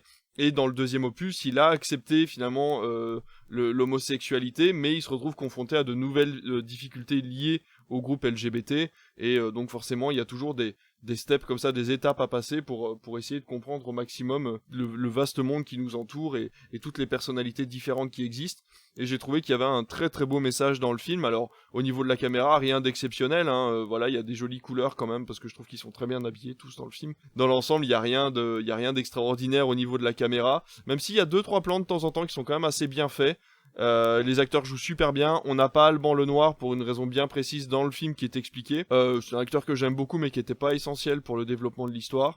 Donc voilà, tous les acteurs jouent très bien et c'était vraiment un vrai régal de regarder la revanche des crevettes pailletées et je le conseille vraiment à tout le monde parce que encore une fois des films LGBT en ce moment il y en a pas beaucoup. On voit plein de séries sur les plateformes mais finalement des films qui parlent de ça aussi librement c'est assez rare. Donc je le conseille vraiment à tout le monde parce que je l'ai trouvé vraiment très très cool. Donc voilà, je sais pas si certains d'entre vous l'ont vu, mais en tout cas moi j'ai trouvé ça vraiment chouette. Alors moi j'ai vu le premier et j'ai pas eu l'occasion d'aller voir la suite, mais le premier, mon Dieu, c'était des barres de rire, c'était excellent, ce film est excellent et je ne m'y attendais absolument pas. Je me suis dit mais qu'est-ce que c'est ce truc, et en fait je suis tombée vraiment par hasard sur ce film. Je me suis dit bon tiens, mais je suis tombée vraiment par hasard dessus et non, j'ai rigolé, j'ai pleuré à la fin. Enfin c'est vraiment bien amené, personne, il y a pas de de stigmatisation, on se moque pas d'eux, c'est vraiment bien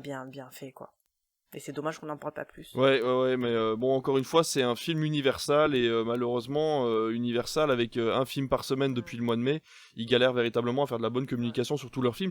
Donc c'est vrai que malheureusement, le film n'est pas vraiment mis en valeur. Et puis bon, encore une fois, c'est un sujet qui est assez, encore en France, qui est encore assez difficile, on va dire. Pour en parler librement, en tout cas pour amener des gens en salle au cinéma et regarder ça librement. Donc voilà, je ne peux que le conseiller et de s'ouvrir à ça parce que j'ai vu des curieux venir le voir là, parce que moi je le diffuse actuellement et qui étaient absolument ravis en sortant de la salle parce que vraiment il y a aucun moment cringe, il y a aucun malaise dans le film et tout est expliqué très clairement. J'ai trouvé ça vraiment très chouette. Et ben écoutez, je pense qu'on a fait le tour. Cette émission touche à sa fin. Je ne vais pas vous garder beaucoup plus longtemps. Merci à tous ceux qui nous ont écoutés, merci à ceux qui vont nous regarder. N'hésitez pas donc à nous rejoindre sur Instagram, sur Twitter. Nous serons donc présents sur Deezer, sur Spotify, sur Apple Podcast et uniquement moi serai en vidéo sur YouTube, ne vous inquiétez pas. Donc vous pourrez du coup avoir l'émission sur YouTube en vidéo. Ça restera un podcast, bien entendu, pas grand-chose à vous mettre sous la mirette, mais en tout cas, vous aurez nos jolies voix sur une vidéo YouTube si vous êtes friand de cette plateforme-là. Juste avant... surtout, alors, si une petite demande que j'aurais à vous faire, c'est surtout de communiquer autour de vous si vous aimez l'émission et d'en parler autour de vous pour que d'autres personnes puissent en profiter. Alice, merci beaucoup. On peut retrouver ton podcast, du coup, Bobincast, sur toutes les plateformes de streaming, auxquelles on fait partie tous les deux, ainsi que Aurélien, Jean-Charles, pour l'instant, et puis d'autres chroniqueurs qui reviendront peut-être d'ici quelques temps, mais en tout cas, voilà, on parle vraiment purement de cinéma tous les 4 et de temps en temps des petits hors-série sur des réalisateurs qu'on a appréciés ou qui sortent des films actuellement. Donc voilà. Merci beaucoup Alice. Merci à toi. David, je crois qu'actuellement tu n'en as pas sorti, mais tu as toujours ta chaîne David Collection. Donc si les gens veulent aller y faire un tour, on peut voir David sortir de ses packaging, ses petites statuettes diverses et variées, mais aussi les collections de livres qui sortent. Alors bien sûr que si j'en ai sorti, c'est pas de ma faute si tu ne les regardes plus. Mais je ne vais plus sur YouTube malheureusement en ce moment et je n'ai pas eu le temps de regarder mes abonnements. J'ai sorti un peu moins de vidéos récemment, mais j'en ai sorti 2 là ces derniers jours, et surtout je suis très très content parce que j'ai passé la barre des 500 abonnés, on est autour de 520 personnes, donc je suis bien content d'être suivi, et puis surtout de faire un clin d'œil à l'ami Comic Seater, puisque j'ai des gens qui ont commencé de me suivre avec Damien et qui me suivent aussi maintenant sur ma chaîne. Donc ça fait plaisir d'avoir passé les 500 abonnés tout récemment. Il faudrait que je fasse une vidéo un peu événement, mais ça demande du temps et du travail, mais ça va venir. Et merci beaucoup. Et du coup, je remercie notre dernier comparse, du coup, Comic Seater, qui pour l'instant, lui, est plutôt aux abonnés absents sur YouTube, puisque tu fais une grosse pause dans tes reviews de comics. Ouais, moi je suis un peu retraité, moi déjà de YouTube. Non, mais... Ouais, j'ai fait une pause, hein. Moi je fais ça pour le plaisir et partager mes passions, et c'est vrai que depuis l'année dernière, je passe plus mon temps à faire d'autres choses, donc voilà, mais ce n'est pas dit que je ne recommence pas à un moment donné à faire quelques vidéos. Ah, ce sera avec plaisir en tout cas qu'on ira te voir quand j'aurai rattrapé toutes les vidéos que j'ai en retard de David, puisqu'apparemment j'en ai loupé pas mal. Merci à tous les trois, en tout cas, on se retrouve normalement d'ici un petit mois, si tout va bien, pour une nouvelle chronique, un nouveau sujet principal, de nouvelles news et surtout de nouvelles recommandations à aller voir au cinéma ou sur les plateformes. Merci à tous et à très bientôt. Bonsoir.